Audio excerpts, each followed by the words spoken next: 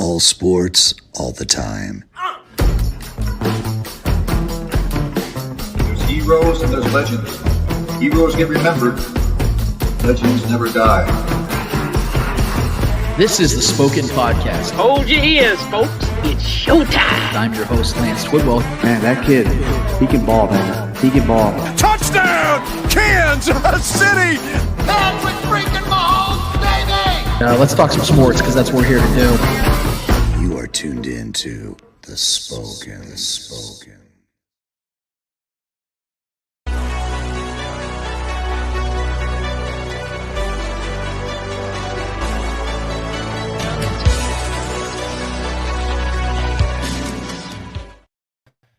This is the Spoken Podcast. I'm your host, Lance Twidwell, here inside the Starcade Media Studios with my guy, Trevor Twidwell. What's good? Episode 312 is finally here. We're so happy to be here with you, for you to be here with us, whether you're live streaming, podcasting, or YouTube. We want to thank you so much for taking the time to be with us in this time as we have finally another show for you guys today. I know it's been a little bit of a, what we would call a hiatus for us here at the Spoken, because we've been, I would like to say proudly, but I might add, very consistent in being here every single week with you guys. So let me just go ahead and get it out of the way before you have to say it. We're going to beat you to the punch. We missed you guys too.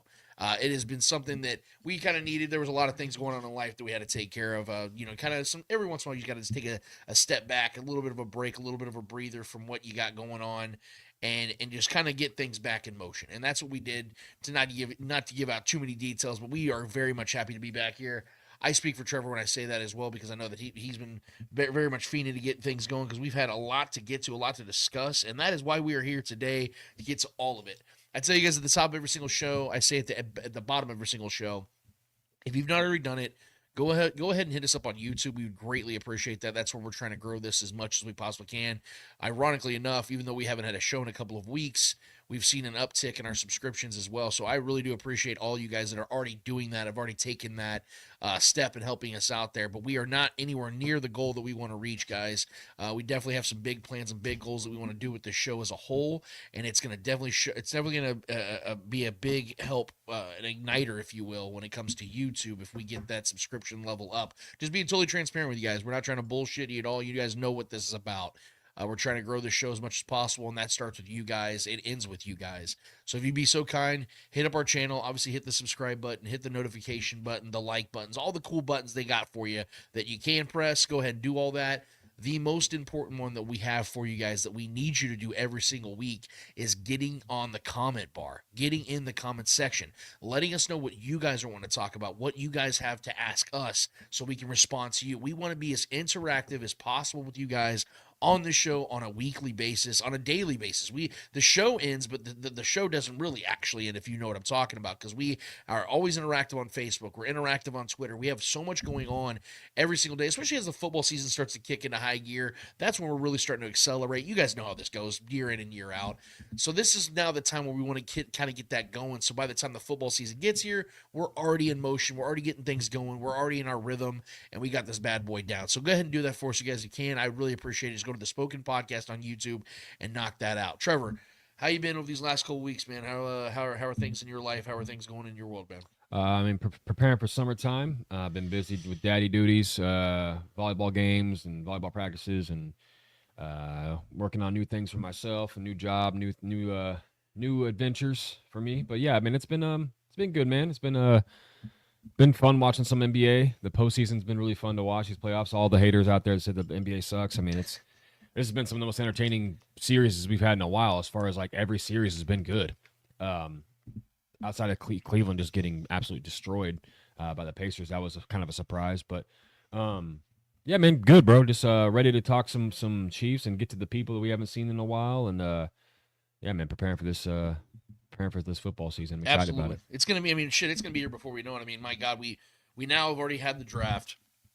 Before we know it, rookie mini camps, OTAs, and things like that are gonna start kicking off. A lot of new faces I'm excited to hear about. Yeah, man, there's a lot going on that we are gonna have to unpack. And I feel bad because we kind of left things off in episode 311, where we kind of give you guys our live feed on what we saw in the draft up to that point. Since then, the Chiefs obviously made several different acquisitions in the draft. We're really excited about those. We're going to talk about that as time goes on. And I had a big plan in place to really just narrow all that down, really unpack where Trevor and I stand on that. And by the way, I want to give a shout out to Lonnie Pyramid for hanging out in the chat an hour before the show even kicked off. He's usually one of the brothers that, kind of shows up later in the show. So we appreciate Lonnie being here extra early today. And we hope all is well with you as well, brother. Julia Gulia, one of the goats of our comment section. She's in here with us. And if you guys have, like I say, anything you guys want to drop on the show, sports related, just go ahead and drop it on there. We'll get it on this. We'll get it on the screen, and we'll talk to you guys as much as we possibly can today, especially today. I want to be really interactive with you guys because, Trev, everybody else, I'm so excited that I'm almost forgetting how we start this show. So let's just not start it off on the wrong foot. Without further ado, it is time for Lance Rants. Gotta scream! Yeah! We're back on motion! But I'm gonna do big!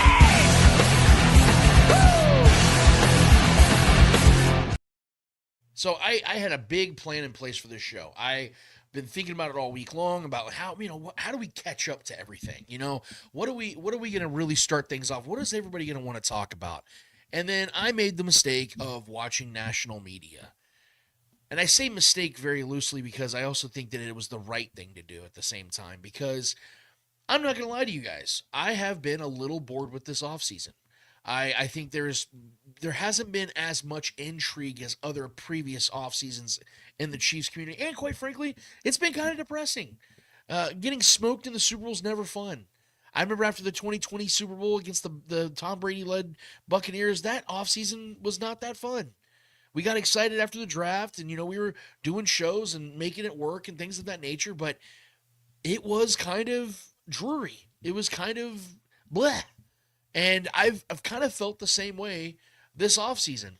So I've been looking for something to kind of spark it, to kind of ignite it, because also, let's be real, when you are a fan of a team that is in the middle of a dynasty, although you're very excited when it's all in live action, you almost get a little complacent with when things aren't going, when they're not playing, when things aren't in front of you every Sunday.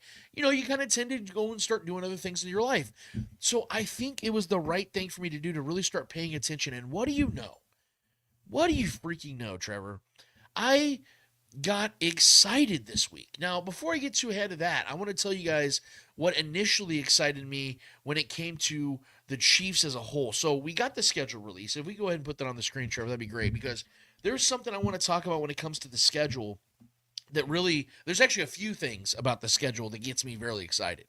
Obviously, it now feels tangible. Now that we have the schedule in place, now that we know where the games are going to be played, when they're going to be played, because we already knew what the schedule was going to be months ago, but now that we know how it's looking, now it feels real. Now it feels like we really got a season in front of us. It really does feel more tangible.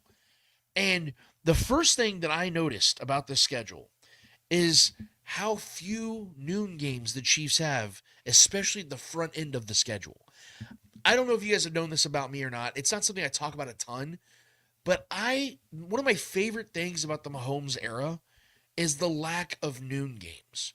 Because Trevor and I, and most of you that are 30 plus, grew up in an era where the Chiefs were on at noon almost every damn week for 2 decades. Like, that was every week, dude. Like, every once in a while we get a Monday Night Football game. Every once in a while we get a Sunday Night Football game. But it was very rare.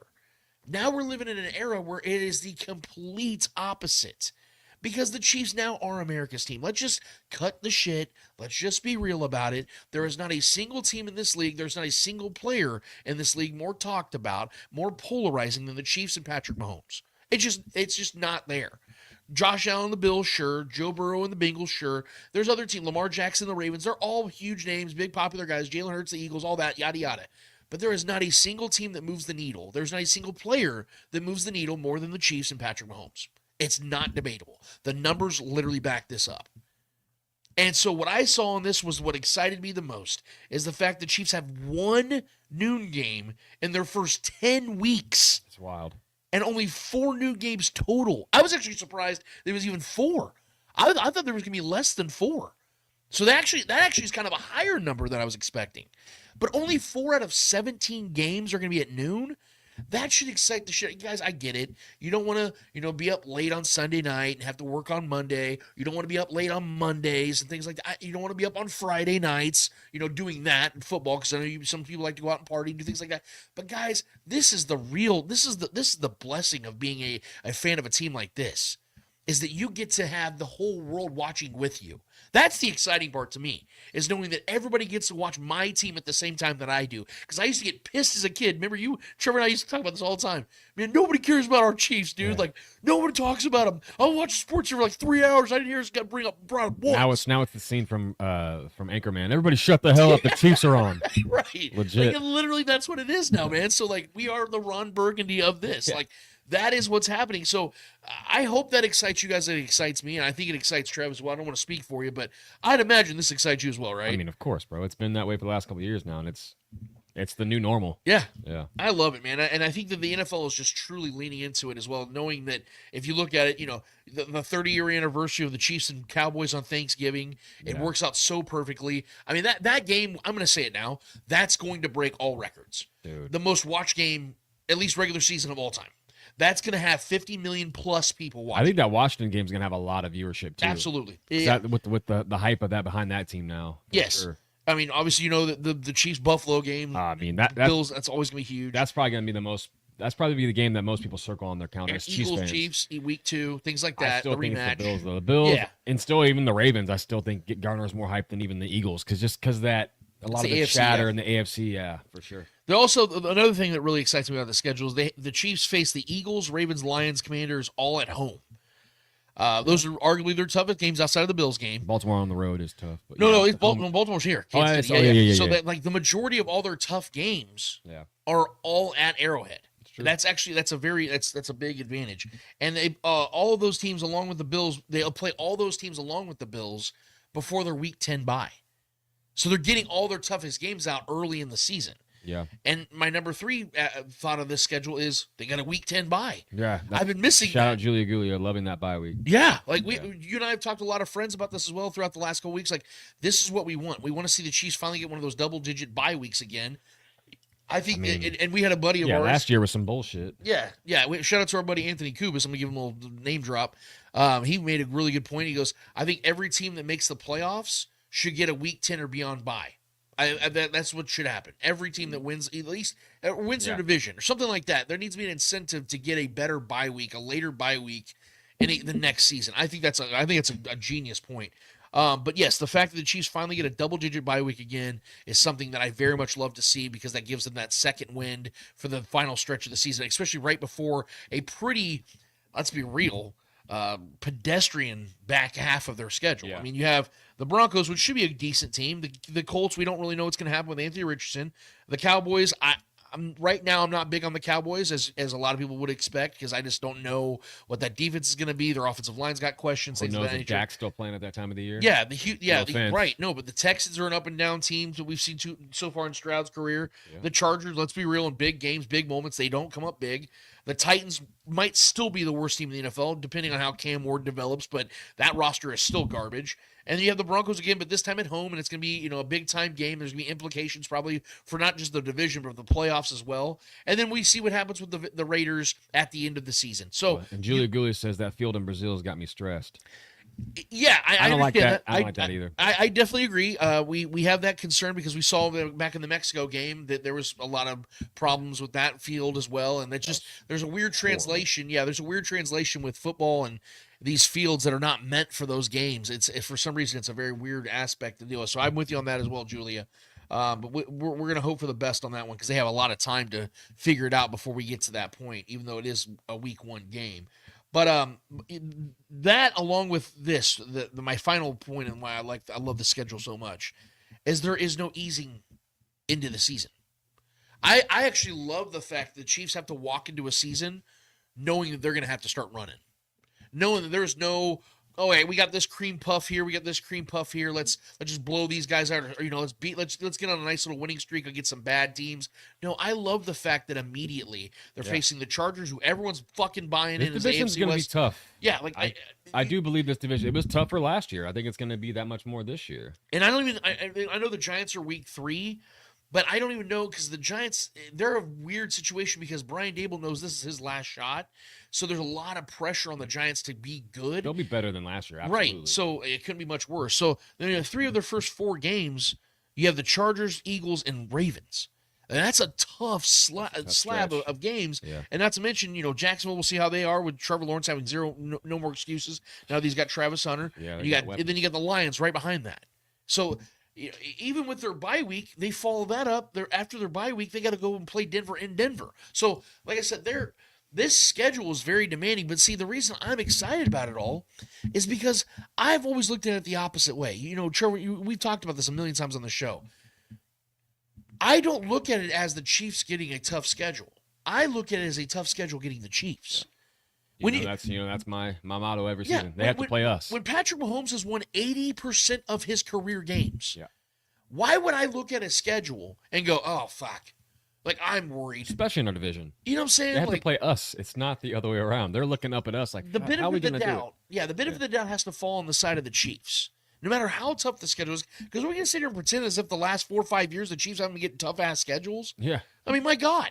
Last year was probably one of their easiest schedules they've had in the Mahomes era. Mm-hmm. So, and that was a tough schedule. So I'm just looking at this. I'm trying to find something that I'm not excited about, and I can't help but feel all kinds of giddy about the way the schedule is formed, how they're their bye week, the fact they got to run into the season and be ready and prepared. I think that's the best type of Andy Reid teams because whenever they start off kind of slow and looks a little sluggish, those are usually the seasons you don't like. Because you remember 2021, 2014, those teams start off a little sluggish. 2014 they missed the playoffs. Yep. 2021 they lose to the Bengals in the AFC Championship. Those aren't that's not the right way I think Andy Reid likes to start his seasons off. He likes to start his seasons off ready, prepared, good to go. Let's get this thing going. Those are the teams who usually make it further. So I don't know if you have anything you want to add to the schedule or not, but that's my viewpoint on it right now. I don't want to obviously we're not making predictions today. Yeah. But I wanted to get your generalized thoughts on where you stand with the schedule. Do you like some things, maybe some things you don't?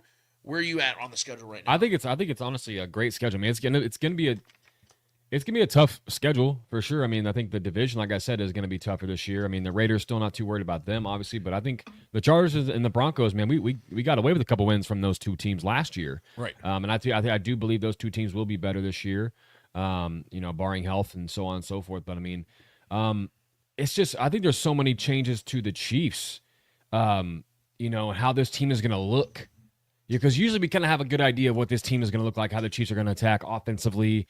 I think we still know what this team is defensively. I think that identity hasn't changed much, but I think there's a lot of identity change for the Chiefs offensively this year and how they're going to kind of do things. With Travis Kelce's age and these new acquisitions, and a whole another offseason of Kareem Hunt to kind of get fully, a body ready for football because he wasn't that last year. He kind of just was thrown into the mix. There's a lot of things, obviously the offensive line, and how they're going to match up with these other teams that I see in the schedule. So that's kind of the thing for me that I'm like excited to see, how the Chiefs attack. Are we going to be a more run heavy scheme to start the season off? We know, with these new guys in the offensive in the passing game, Hollywood Brown being back and healthy from the jump, cross my fingers, all these things, Rashee Rice, when is he going to be back? All these things that offensively, the LeVon era with the new haircut, what do we get to see from LeVon Mahomes, LeVon Mahomes era?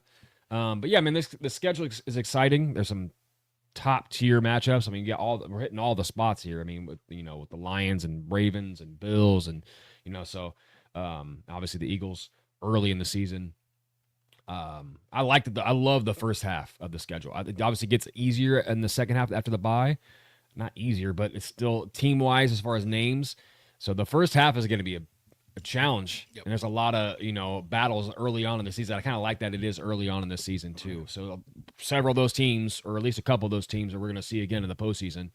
So I like getting that out of the way early and kind of getting a feel for those teams, and then figuring them out later. If we do end up losing to one of those teams, we can figure them out in the postseason. But yeah, man, I think you hit on most of the good points on the schedule. So I agree with you on all your points that you put there. But yeah, just a tough schedule. And like you said, like I say every single time the schedules come out every year, it's an opportunity for these teams to play us. Yeah. And see if they can beat us. Not the other way around. I'm not intimidated by any of these teams. They have to play us and figure out a way to beat us. So that's the motto, man. Shout out to our guy Dustin Orton, James T. Kirk, Ruben DeCruz, everybody that's in here now in the chat. Shout out to you guys for being here. Missed you guys as well. It's good to see you guys.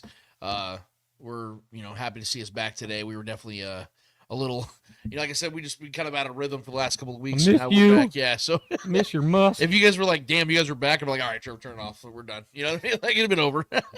But no, we're really glad to be back, guys, and we appreciate you guys being in the chat. Drop as many comments and questions you guys have for us today. We would love to be as interactive, like I said today, as possible. But Trev, there's another reason why I got really excited. Actually, this is the biggest reason. I think the biggest thing I've learned in the Mahomes era is the way this team and this fan base simultaneously feeds off of the doubt. Oh yeah.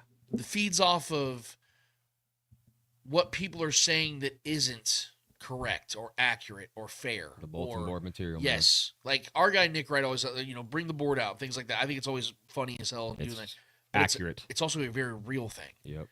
I know that, guys like Mitchell Schwartz and people like that in the past have said like, oh, I don't really pay attention to that stuff. That doesn't really get me motivated. I understand that. But that is definitely not the case for Andy Reid, Patrick Mahomes, Chris Jones, Travis Kelce, because we've heard them literally bring up receipts directly after winning Super Bowls or even AFC championships. We've heard Patrick Mahomes call out the mayor of Cincinnati. Mm-hmm. We've seen, we know these guys care. Time. That was the best. We have one of the notorious ones opening his mouth yet again. Your favorite. But this time, he's taking it to a whole other level. And I know the audio is a little clunky on this because I recorded this on my phone. So forgive me on this. You guys can probably find it on their podcast or wherever it is that's still out there. I'm sure our Starcade Media umbrella has probably posted a better quality video of it. But this is from yesterday's show on the Colin Cowherd Show, The Herd, with, you guessed it, Jason McIntyre making a bold prediction, or they do the, today's or yesterday or tomorrow's news today. Basically, they make a prediction of what they see headlines happening. Will be, yep. And this is Jason McIntyre speaking about the Chiefs. Tomorrow's headlines today. Take your time on these. The headline for the Chiefs and that brutal schedule next season. Listen, Chiefs fans have not been a fan of my work since I've been on the show. Obviously, we've taken some shots. They've been great. However, the downfall has begun. The headline for the Chiefs will be Black Tie Choptional. Chiefs make formal introduction to 500 Club. Sorry, guys. Listen, Colin, and there's a lot of evidence out here that this is going to be a tough season for KC. Yeah. I know. Let's get this out of the way early. Yes, they have Patrick Mahomes and Andy Reid. Great. They're back. Awesome. What about the rest of the team? Did you enjoy that as much as I did? Was that good for you? Was that good for you? Look, I hate having to be the person that gives this attention, but I'm looking at it from a perspective of how this is something that got us all excited. Should get us all excited, actually. I don't want to sit here and hash on how much of an idiot J-Mac is, because he is an absolute idiot. But the biggest reason why he's an idiot is because this is the type of stuff that a team that keeps winning like the Chiefs do, this is the type of stuff that gives them that chip on their shoulder. Anybody that watched that mockumentary of The Last Dance, when Michael Jordan, the millions of lies he told in that mockumentary, the one thing I actually believed in it was when he talked about how he would make up things or he would say things that would get him motivated, even if somebody didn't say it, like George Karl or that one rando player that never said a word to Michael Jordan. He claimed that the guy did, and that set him off. That's the same type of thing that's going on here in Kansas City. The only problem is it's 30 years later from the Michael Jordan era, and we have social media and we have shows like this that have real content being pushed out there that is giving these guys real content to chew on, real bulletin board material. They don't even have to make it up. The Chiefs don't have to make it up. Yeah. It's literally being out there. We're hearing Mark Schlereth and all these other guys that are claiming that the Chiefs aren't even the best team in their own division now because they lose in the Super Bowl. Don't ignore the fact the Chargers got blown out by almost five touchdowns in the first round to the Texans, where Herbert threw more interceptions in that game than he did all season. No, we're going to talk about the Chiefs losing in the Super Bowl, a team that for some reason people forget didn't have a starting left tackle all season. Didn't have their starting wide receiver 1 or wide receiver 2 for well over 13 games last season. Didn't have their running back 1 for about 12 games last season. Had to go and pull Kareem Hunt off the couch in week 3 to be their number 1 running back. Just want to point out an elite comment from our please. Our girl, our lady in the chat, Julia Gulia. This just proves me and Jason P the same way. I just wanted to highlight that comment because that is elite. That is elite clowning right there. I appreciate you, Julia. Thank you for that. I got a chuckle out of that. I had to. I wasn't expecting that. God damn it, you gotta warm me a little so better. Good. I wanted to be subtle about it because it was. Julia, I'm shaking your hand right now. I want to shake your hand. I want to shake your hand. That was. We might have to hang that one. Yeah, sorry, I don't want to derail it, but that was. Thank you for that, Julia. Needed that one. That was fun. Very much appreciate you. You are goated forever for that one, ma'am. We're knighting you for that one. That was awesome. But like I said, I don't want to make this a J-Mac conversation because the dude, we know what he's. But that's the rhetoric that goes around every fucking offseason. But yeah, he's no longer alone in this. This is now becoming a thing where we are seeing people now starting to jump back on that bandwagon. I say jump back because this is the point I want to make. We saw this exact same rhetoric. We heard this exact same rhetoric just 3 years ago. What happened 3 years ago? We saw the Chiefs, after they lose to the Bengals in the AFC Championship, traded Tyreek Hill away for 5 picks. It was over. You and I were on the show the next day, livid. Yeah. We were pissed, right? Rightfully so, yeah. And then we realized, no, this was probably the best move because, one, Tyreek wanted out, and the Chiefs got 5 freaking picks for him. That doesn't happen. We've seen Devontae Adams, other awesome, great receivers, 2 picks, 3 picks tops. They got 5 picks for Tyreek Hill. So when we thought about it, like, man, the Chiefs could really cook in the draft, and that's exactly what Brett Veach did. And then what happened? Oh, if we could, Trevor, go ahead and put the picture up of what took place, what happened next that following season after all that doubt and vitriol about the Chiefs going down. Trophies. Oh, that's weird. That's weird, guys. I could have swore that the Tyreek Hill trade, according to what Mike Greenberg and my guy Kevin Wildes was saying, that it was on the board the Chiefs would miss the playoffs entirely. They weren't the best team in the AFC West anymore. They're no longer a Super Bowl contender without Tyreek Hill. That's right. Patrick Mahomes is holding another fucking Lombardi trophy, boys and girls. Party, baby. Another one, as our guy DJ Khaled once said, or said a lot. And then we did it again. And then they repeated. As the poster behind me would say. They didn't lose a playoff game for almost 3 entire seasons. Back to back. They were 1 game off from being the first team to ever three-peat in the NFL. And now we have this again. And I'm not going to lie to you. I love it. I'm not mad. I'm actually very happy this is now the narrative again. Because this narrative was a big reason why this team, I believe, won back-to-back Super Bowls and almost won 3 in a row. Because this team knows that no matter what they do, they're never going to get the love or the respect or the praise that the Patriots dynasty did. And I'm telling you guys right now, I am standing on this 10 toes still, very much on this. Patrick Mahomes is going to win more than 5 Super Bowls in his career. He is going to be up there with Tom Brady in Super Bowls. I told you guys, there is a better chance that he wins 7 or more Super Bowls than only wins 3. I said that right after they won their 3rd. When Patrick Mahomes won his 3rd ring, I said this, and I'm standing by that. Patrick Mahomes is just about to turn 30. You guys understand this man's got another 5 or 6 years of prime football left in him? This team can capitalize on these next 5 to 6, 7 years of winning 4 or 5 more Super Bowls. I truly believe that. Because if we look at the competition the Chiefs have in just the AFC alone, all the quarterbacks are the almost exact same age of Patrick Mahomes that are what we would consider contenders, correct? Mm-hmm. Lamar's going to be 28 this year. Most of them in the AFC. Yeah, Lamar is 28. Yeah. Josh Allen's 29. Joe Burrow will be 29. All these guys are the exact same age as Patrick Mahomes, which means that the time is not on their side. Yeah. Which means they all have to start winning now too. And the problem is, when those guys were on their rookie deals, when their teams can spend all the money, they still couldn't beat Patrick Mahomes. Now I'm supposed to believe that now these guys are making real bank, that their teams are going to figure out a way to beat the Chiefs? Right. I don't see it.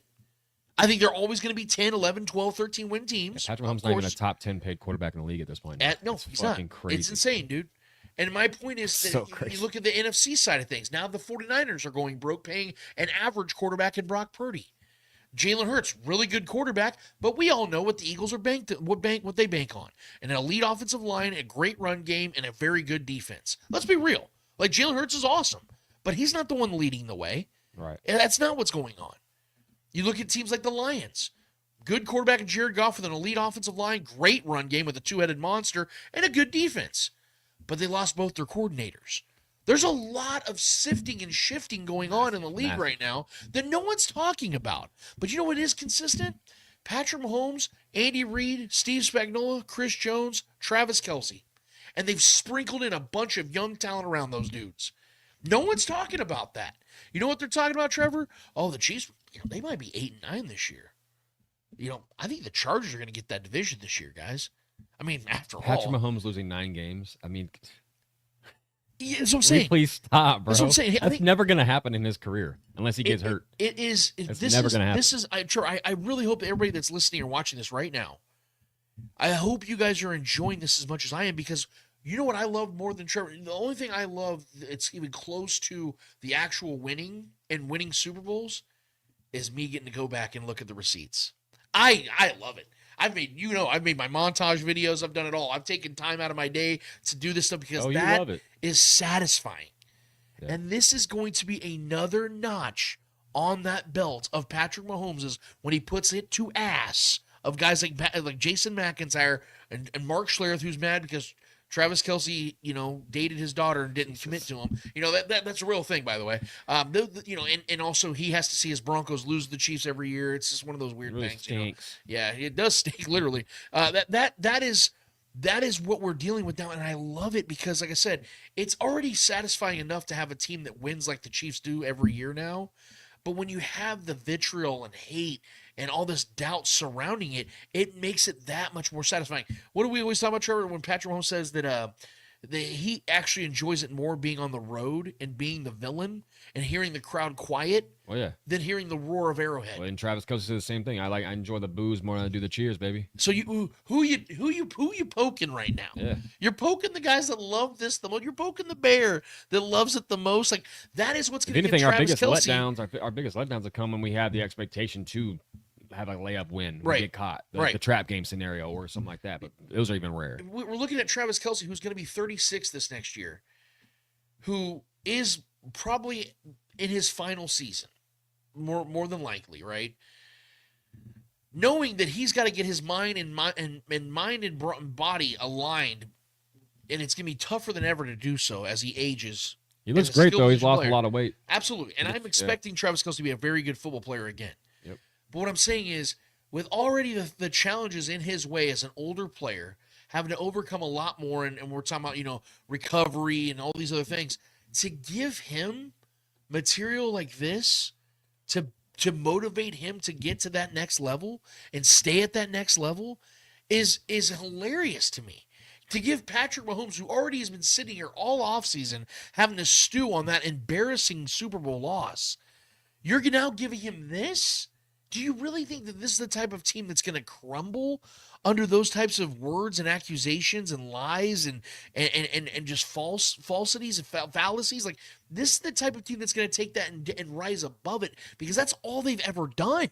Yeah. I remember from the beginning, Trevor, when Patrick Mahomes first came in the league, we heard guys like Colin Cowherd, who I respect adamantly, talking about, he does all the sideward throws and the circus stuff. That's not going to transition in the NFL. Tom Brady's in there worried about this film study and things of that nature. And now we're, 5 Super Bowls later and 3 Super Bowl victories later, we're sitting here all looking like, remember when those were the comments that we once made? How funny is that now if you go back and listen to how ridiculous it sounds because of the way that Patrick Mahomes has been able to dominate this league over and over and over again every single year, knowing that he's never not been to the AFC Championship, knowing, like I said, he's been to 5 Super Bowls and just 7 seasons as an NFL starter.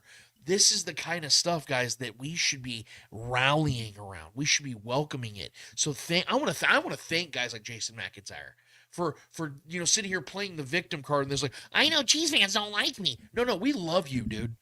We love you. You are what fuels the fire to get us to the season now. You are what makes you're what gives me something to chew on until we get to the games, until we can actually get to football. Yeah. So I want to thank you for that, man. And I'm sure the chat's blowing up right now, man. And we're going to be talking more and more throughout the day. But I wanted to throw that out there and set a reminder, because like I said, everyone talks about, because even Colin this week was talking about how, he's worried about the Chiefs having a downfall this year and not winning. He has them as a wild card team right now. He has the Chargers winning the division. And his reason was when margins, when the margins get slim, everything counts. These are actual words that Colin talked about, how the Chiefs won all these one-possession games last year. But I think it's willful ignorance, because I keep hearing people talk about how the Chiefs just won all these one-score games last year and how that's just not going to be able to they're not going to be able to replicate that. Yeah. But here's what I don't understand is no one takes account why the Chiefs were in so many one-score games last year. It wasn't because they weren't good enough. It was because of the fact they were dealing with so many key injuries to key positions. And they still prevailed. And instead of giving them that credit, and instead of giving them their due for being able to overcome those things and rising above those things, we're sitting here downgrading and disrespecting and downplaying what they did.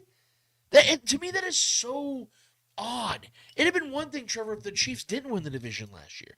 They didn't get to the AFC Championship. They didn't get to the Super Bowl. They did all those things, despite all the things they had up against them, not even talking about their opposition, where everybody's giving them their A game. When they know that the Chiefs are the team that everybody circles on their schedule. Everybody. Yep. And they still got to the goddamn Super Bowl. And we're sitting here talking about, well, the margins are slim, as if they didn't retool everything this offseason. Are we sure that Jalen Moore and Joshua Simmons are going to be good tackles? No. Nope. Are we sure that Jalen Royals being a mid-round pick is going to do a damn thing for this team? Or that Hollywood Brown's going to stay healthy enough to be an impact player? Or that Rashee Rice isn't going to be suspended for half the damn season? We're not sure of any of those things. But you know what I am sure of? Is that no matter what's going on around Patrick Mahomes and Andy Reid, they find a way to quiet the storm. They find a way to rise above it. They find a way to make up for those deficits and deficiencies. So what are we really talking about here? We're talking about the fatigue of a team that is unprecedentedly dominating this league, dude. This is a bigger domination than what the Patriots did. I know that sounds insane, but if you actually look at it from the big picture, the Patriots had their 3-year window in the early 2000s, a humongous gap where they didn't win a goddamn Super Bowl, and then they rolled off a few more in the mid-2010s. That's it. Yep. Yeah, they were making the playoffs almost every single season throughout that. They made it to a few AFC championships throughout that. But they weren't dominating the league where they were in 3 straight Super Bowls, where they were in the AFC Championship for 7-8 straight years with 3 straight Super Bowls and winning 2 of those 3. They didn't have stretches like that. They had massive gaps in between.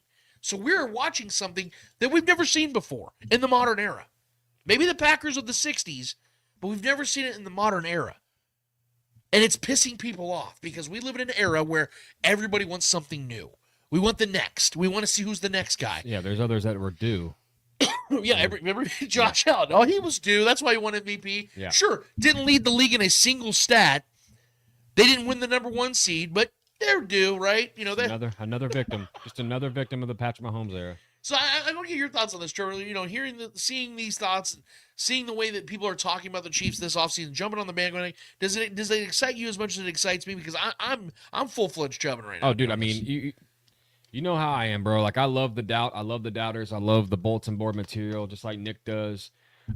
This is the stuff I live for because this is how I react personally to doubt. I mean, that's adversity and doubt is something that the greats use and channel as fuel to continue to be better. And plus, man, when it's easy to become complacent when you've been as great as the Chiefs have been for so long, so the doubt every offseason just keeps firing these guys up. Right. It keeps making Patrick Mahomes, he's already arguably the best of all time, and you guys are continuing to doubt this man, acting like he can't do it. Right.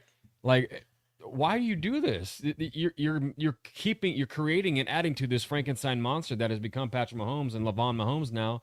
I mean, I don't know, man. Like, for me, it's clear that it's almost as if these haters and these naysayers are working in cahoots with the Chiefs to keep the narrative going that we can't do it or we're going to fall off or the shoe's eventually going to fall. It's like they're just doubling down and just waiting to feel correct. Right.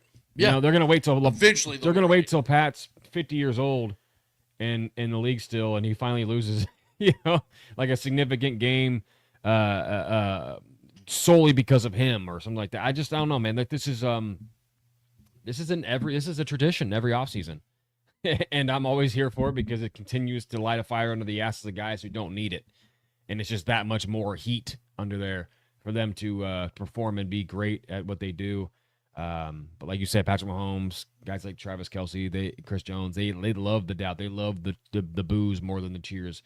And that's what a true competitor does. They love that energy that they can break those fan bases' hearts and rip the hearts out of those fan bases that want us to lose so bad, and you don't give them what they want. Right. That's just as much, if not more, of an honor than to give your fans that love you what they want. And it would be one thing if we were looking at a situation where the Chiefs were like a given, you know, like we're, you know, like our guy Ruben Cruz was saying about how the division was garbage for the Patriots all those years, which is 100% facts. It'd be one thing if the Chiefs had the same type of given scenario, where they were just walking into a division they know they're going to win. But the Chiefs have had not only good teams in their division throughout the last several years, we've had several off seasons where a plethora of different analysts were picking other teams in the division to win it. Mm-hmm. So when the Chiefs overcome or they exceed expectation, that should give them the benefit of the doubt moving forward. But like you're saying, that, for whatever reason, isn't happening. And I at first, you know, I used to get pissed about it. Because as a fan, I'm like, man, why is my team getting our due? Why don't people praise us, respect us like that we deserve? And then I started thinking about it. I'm like, that might be what would do them in. Because when you read your own clippings and you start buying your own hype, you tend to get complacent. Smell your own cologne. Yeah, the great boxing reference, I think it was from Hagler, when he talked about it's hard to get up and want to take punches when you're waking up on silk sheets. Yeah. You know, when you're starting to buy your own hype and you're starting to feel the riches, you that's what makes the greats who they are. Which is why Michael Jordan had to invent some bullshit redirector Kobe, that was against him. Same way Kobe was. They always found a mentality thing. LeBron, Tom Brady Pat, the same way. Tom, like all the guys that are. What do you say to me? That are obsessed with the game always find something to piss themselves off. Yeah. And I think that's Anger what Patrick is a great form of fuel, man. I don't want to speak for Patrick because I've never had this conversation with Patrick. Oh, you know that's how he is. But based on what I know about him and the way I've seen him play and rise above things, you got to believe that these are the kinds of things he's like, bet, check. Oh, I'm going to revisit this in 6 months. Check the Twitter. Check his Twitter account. Man. You know the guy's constantly posting that notepad emoji, bro. Of course. And like I said, the further he goes along in his career, I think the more petty he can become because what he now is an established entity of dominance. He now gets to lean into it more. Because before he was a guy that still had that proving ground, you know, where I still gotta kind of stay humble because, you know, I'm still building my legacy. Yeah. Man, his legacy's there now. Patrick Mahomes is goated. Like, if he retired right now, he's the best quarterback I've ever seen play football. Is he the most accomplished? No. That's what he's going after now, is accomplishments. He's chasing Tom now. That's his only competition, is Tom Brady, because he's going after accomplishments. I don't even know how we even have the conversation, Trevor, who's the best quarterback we've ever seen. It is clearly Patrick Mahomes. Yeah. He is the best we've ever seen. He's played long enough and has done enough to establish himself as that. So what I'm saying is, now what he's going after is, I can lean into what I have built and become, and now show these people what I'm about to do, what I'm going to continue to do, or what I'm going to do better at. That is what he's now doing. That's what, now that he's going into his 30s, now that he's cut the hair, and I know that's like, it's kind of a silly thing to talk about, but it is a thing. It's the LeVon era, it's a mentality thing. Like, I know, here we go, geeking out real quick, but when in Game of Thrones, when Jon Snow came back from the dead, sorry, spoiler alert, when he came back from the dead, cut his hair and said, my watch is ended. There was a mentality change. He did all that in symbolism of, I'm showing you that my mentality is changing outwardly and inwardly, and now I have a new approach. Patrick Mahomes now has a new approach now. I'm an older player. I'm even more of a leader now than I was before, because when he came onto this team, there was a lot of veteran players that he could, rely on. Now he's one of those guys. Now him, Travis, Chris Jones, guys like that are the leaders of this team throughout. Yeah. So they're expected to be the guys that really are the anchors, really leading the way. So now, like I said, Patrick can lean more into what he is and what he's becoming. And I think that is, when it comes to the pettiness, when it comes to the trolls, when it comes to the hot takes, he now can utilize that even more. Because like I said, he's already shown he can overcome it. He has overcome it. Now he can lean into who he is even more and show everybody just how ridiculous this stuff is. Sure, a lot of these guys do it for attention.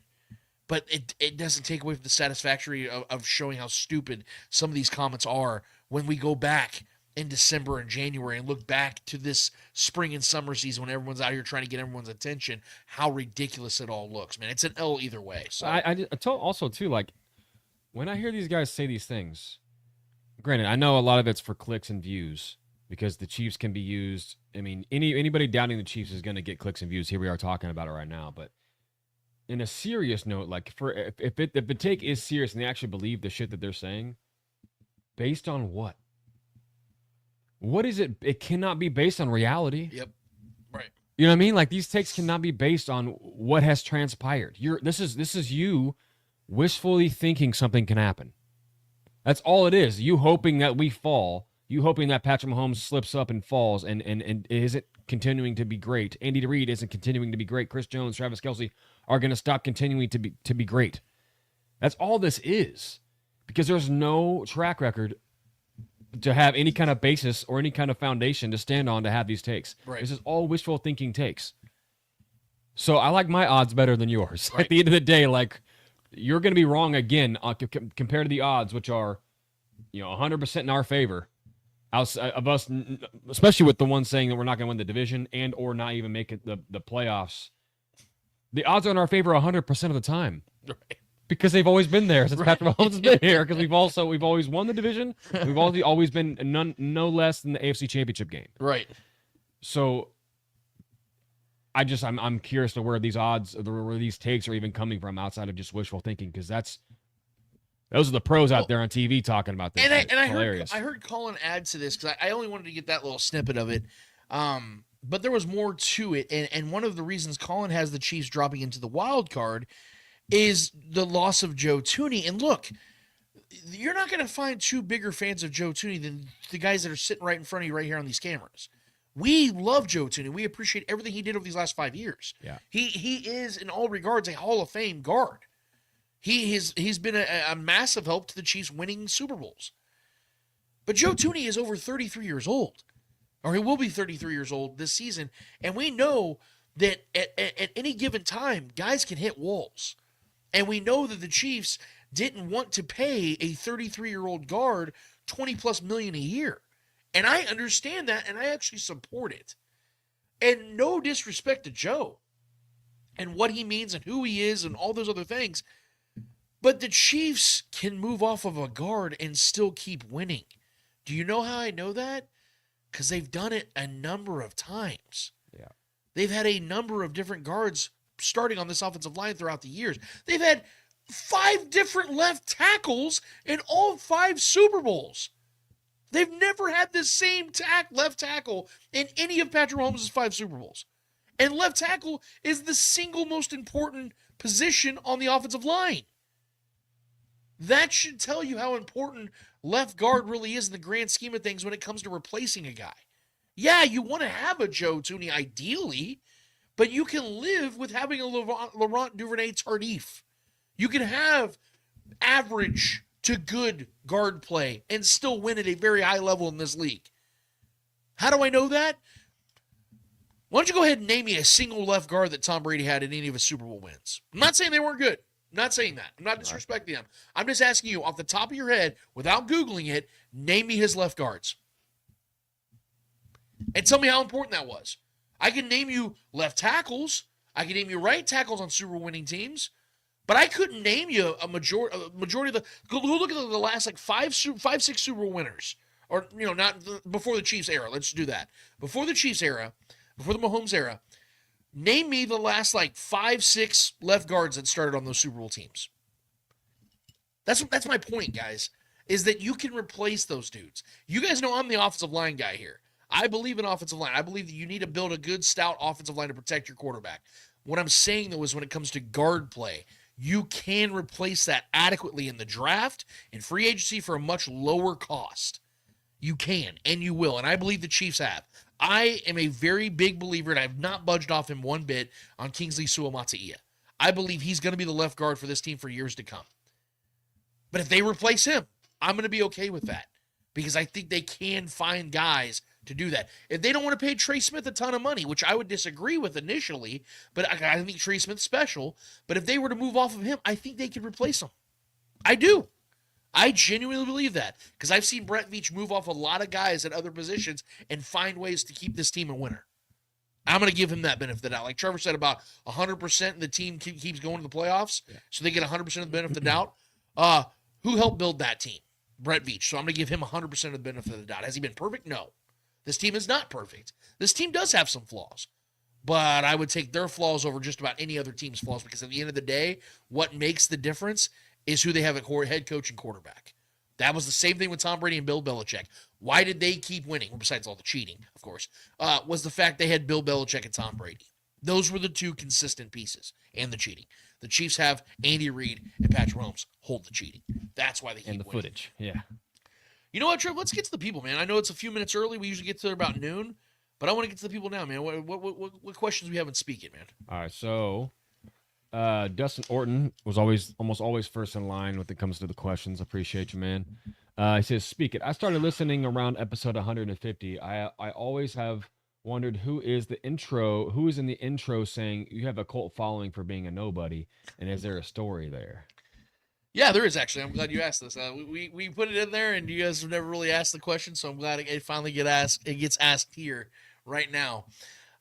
So back in the 2023 season, you guys know how vocal I was before the season about the wide receiver position and how I felt like the Chiefs really whiffed and missed the boat on going out and being aggressive and getting a number one receiver, or at least a guy that could be a difference maker in that room.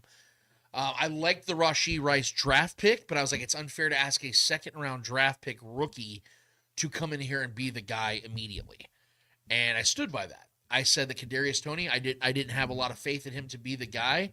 I was hoping he'd be the guy, but I said, him, Sky Moore, and guys like that, I'm not seeing it yet. I don't think that they are going to be enough to move the needle and help Patrick Mahomes. And with Travis Kelce at that time being 33, going on 34, I was like, man, if you want to stretch out the prime years of Travis Kelce and keep him healthy and keep him right, you're going to need to give him some help.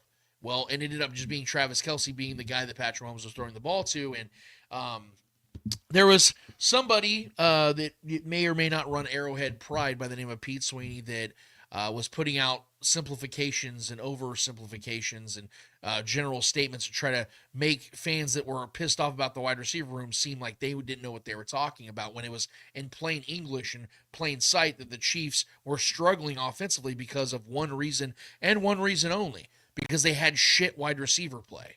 We saw in the opening game against the Lions, without Chris Jones, I might add, on the defensive side, the Chiefs had multiple opportunities to win the game, but Kadarius Toney decided to have maybe the worst game a wide receiver's ever had in the history of this game. And he had the single play that lost the Chiefs the game with the pick six that went right through his damn hands and went right to Branch from the defense of the Detroit Lions. Lost them their first game of the season. How poetic was that? And we had guys like Pete Sweeney going on 610 Sports Radio and saying, 610 at the time, it's 965 now, but going on there and saying that the Chiefs are fine at wide receiver. I called him out on Twitter. I said, dude, you're lying to the fan base. It is clear as day they are not fine at wide receiver. Patrick Mahomes is having all of his career lows this season. Is it not coincidental to you that he does not have the best? He's having the worst wide receiver room of his career. He's having his worst numbers. Is that a coincidence? He didn't like it. All his little cronies jumped on me about it. And then it caught wind on 610. The guys on there, Cody Tapp and Alex Gold had Pete on there. They were making jokes about me on the show. We found the clip. I actually wasn't even listening to the show. I think Trevor told me about it. I think a couple other people told me about it at the time. I went and found the clip, had our guy Clay Windler put that on the show because I think it's flattering that a guy that was right, I might add, about the situation, that called Pete Sweeney out because I believe in integrity. I don't believe that you should be saying whatever you can in the hopes that you get in the good graces of the team and can finally get in there and get some, actual questions in the press conferences. To be truthful with the fans, I would rather have people like that represent our fan base and give us content than people that are doing whatever they can just to get in the good graces of the team. That's why Trevor and I don't have some of these credentials, because we keep it real around here. How do I know that the Chiefs pay attention to our show? Because they've asked us to remove episodes when we've had people on this show that were saying some real things that made them uncomfortable because they're close to certain people on the team.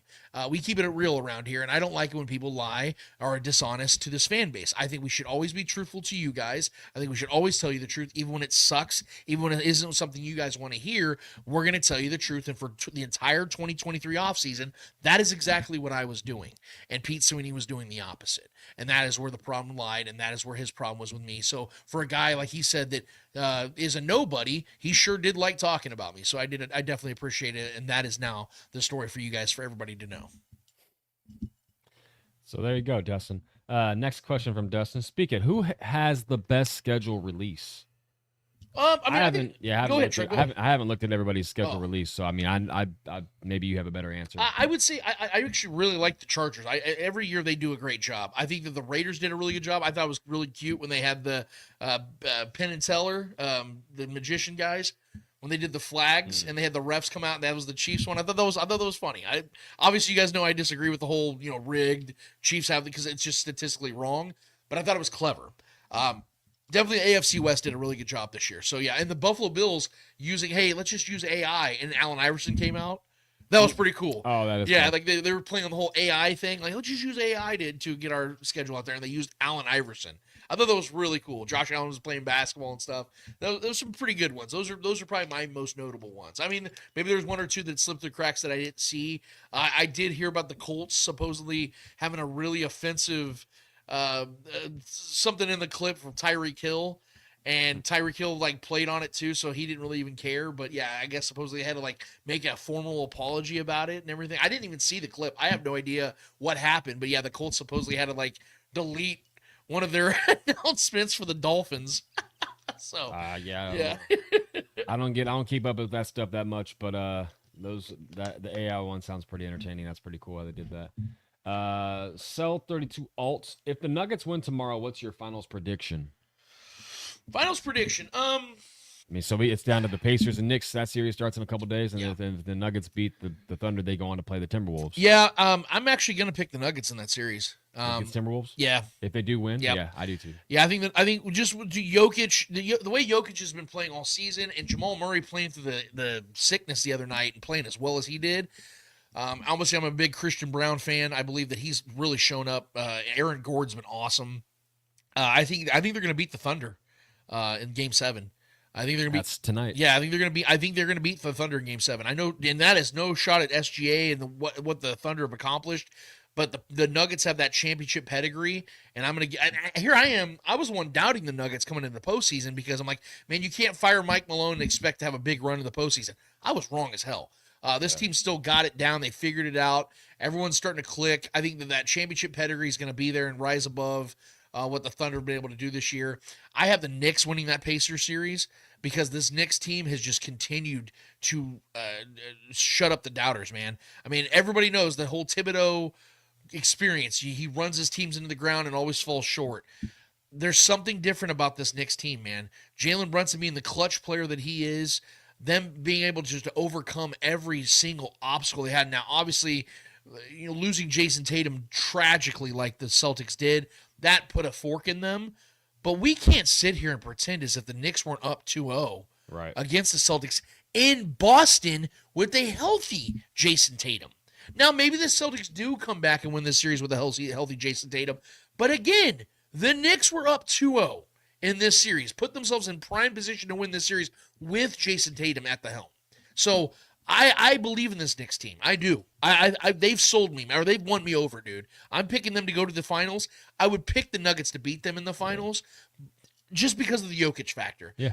When you have the best player in the world. Been there and done it. Yeah, I'm gonna give him the edge. But I think it's gonna be a scrappy series. I think it's gonna be a fun series. Definitely a random ass series. Because I don't think anybody had the fucking Nuggets Knicks in the finals. But here we are, dude. So I think that's my pick. But if the Pacers win, if the Thunder win tonight, I wouldn't be shocked. It's tomorrow. I'm sorry. Or tomorrow, yeah. If they win, I wouldn't be shocked. Because the Thunder are a very worthy opponent. They're the number one team in the league for a reason. And the Pacers just continue to win, dude. They find ways to win games. They were in the Eastern Conference Finals just last year. So this is a proven team too. Yeah. In fact, they're probably more proven than the Knicks. But I'm rolling with the hot teams, man. I think that now that the Nuggets got a little rest, because they had 7 games in 13 days, which is insane. Yeah. They got 2 days off. I think they got the rest they needed. They're still in rhythm, and I think they're going to win Game 7. It'd be crazy if they find a way to get to the finals, especially with all the shit that's been going on around their, the whole team. Like, they've been firing, Malone and all that stuff. It's been Which still doesn't make sense. Like, I don't get it. Like, there must have been something bad going on we don't know about. The worst thing I heard is he was giving special treatment to Russell Westbrook. Who cares? Yeah, that's a proven Hall of Fame veteran. Yeah, I mean, like, what? Of course. Yeah. Those guys always get more preferable treatment. Like, I don't even understand why that's even a story. Are you kidding me? But yeah, so I agree. I think if the Nuggets do win tomorrow, I think they beat the Timberwolves. I think that's a tough matchup. I mean, Rudy Gobert is probably going to get in consistent foul trouble against Jokic. He's probably not going to be a much of a factor. Jokic is just too good in that matchup. And then if they go small ball, Jokic is going to eat them alive even more. So I think that's a tough matchup if they face the Timberwolves. But if the OKC Thunder win this series, that's going to be a toss up for me. Because I do think Anthony Edwards is better than Shai, in my opinion. I think he's the better player. And I think that would be a fun series to watch those two guys go at. Honestly, that's the series I actually want to see. Yeah. I'd really want to see OKC and the Timberwolves. Because at this point, man, I love Anthony Edwards. I like Shai, too. I'm a big fan of him. Watching those two young superstars go at it, guys that are fighting to be maybe one of the faces of the made faces of the league. Already kind of are, but Shai's going to win the MVP. This matchup will be that would be fun to watch. But I do think the Nuggets actually end up pulling out Game 7 tomorrow. But yeah, as far as the East goes, what a surprise this Pacers team has been. Yeah, man. It's been fun to watch. Tyler Halliburton has been absolutely shutting all the haters up. I mean, the dude's been balling out of his mind. The fact Kings drafted him, then we trade him. You know what I mean? This is what we do. You're welcome. Yeah, I'm not the biggest Halliburton fan. Yeah. I like him, but I'm not like a huge fan of him. His dad's a douchebag. Yeah, his dad's a total idiot. I love Halliburton. I think he's a baller. I never understood, though, whether I'm a big fan of his or not. I never understood this most overrated player bullshit. It's because his game's just different. He has a weird shooting form. He's more of a pass-first player. Those guys always kind of get shit on. That's insane. You can't be outside of Magic Johnson, you can't be a pass-first player and be a superstar. When you can lead the Pacers to the East Conference Finals and go right back to it back-to-back years, and you're the guy. And he's out there hitting game-winning shots. Bruh. Several game-winning shots in the postseason already this season, bro. Like, there's nothing you can say about the man. I will say this. I am with you, though. If I had my way, I would like to see the Timberwolves in the finals because I am such a big Anthony Edwards fan. Oh, yeah. I know he's a superstar, man. It's starting to get a little ridiculous, though, with like all the comparisons with him and Michael Jordan. Yeah. I think it's really ridiculous. Yeah. But Michael Jordan can never shoot threes like he could. Right. But this MF dude is averaging like 30 points a game in his first 10 playoff games. I think that's like second best ever. Yeah. So, like behind Kobe, I think. And the guys he's beaten the postseason. Yeah. He's beating some big names. Yeah. So I would selfishly, just from an enjoying fan standpoint, I would love to see Ant in the finals. I don't think it's gonna happen yet. He will be in the finals, I think, a number of times in his career, but I don't think it's this year. But I'm willing to be proven wrong because I've been nothing but proven wrong this entire postseason. Julia Gulia, can we talk about how bad the league wants Buffalo to win, but at the same time, people say they help us? Oh, yeah, no, Julia, you're 100% correct in this aspect. First of all, that the league and I think a large amount of NFL fans as a whole want to see the Bills take the Chiefs down because I think it has a lot to do with the Chiefs' fatigue. Yeah. But yes, it is the truest statement I've ever heard when it was said, and I forget who said it first. I want to give them credit. It probably was Nick Wright, when they said that the Bills are the team and Josh Allen is the player that everyone thinks the Chiefs and Patrick Mahomes are when it comes to the favor.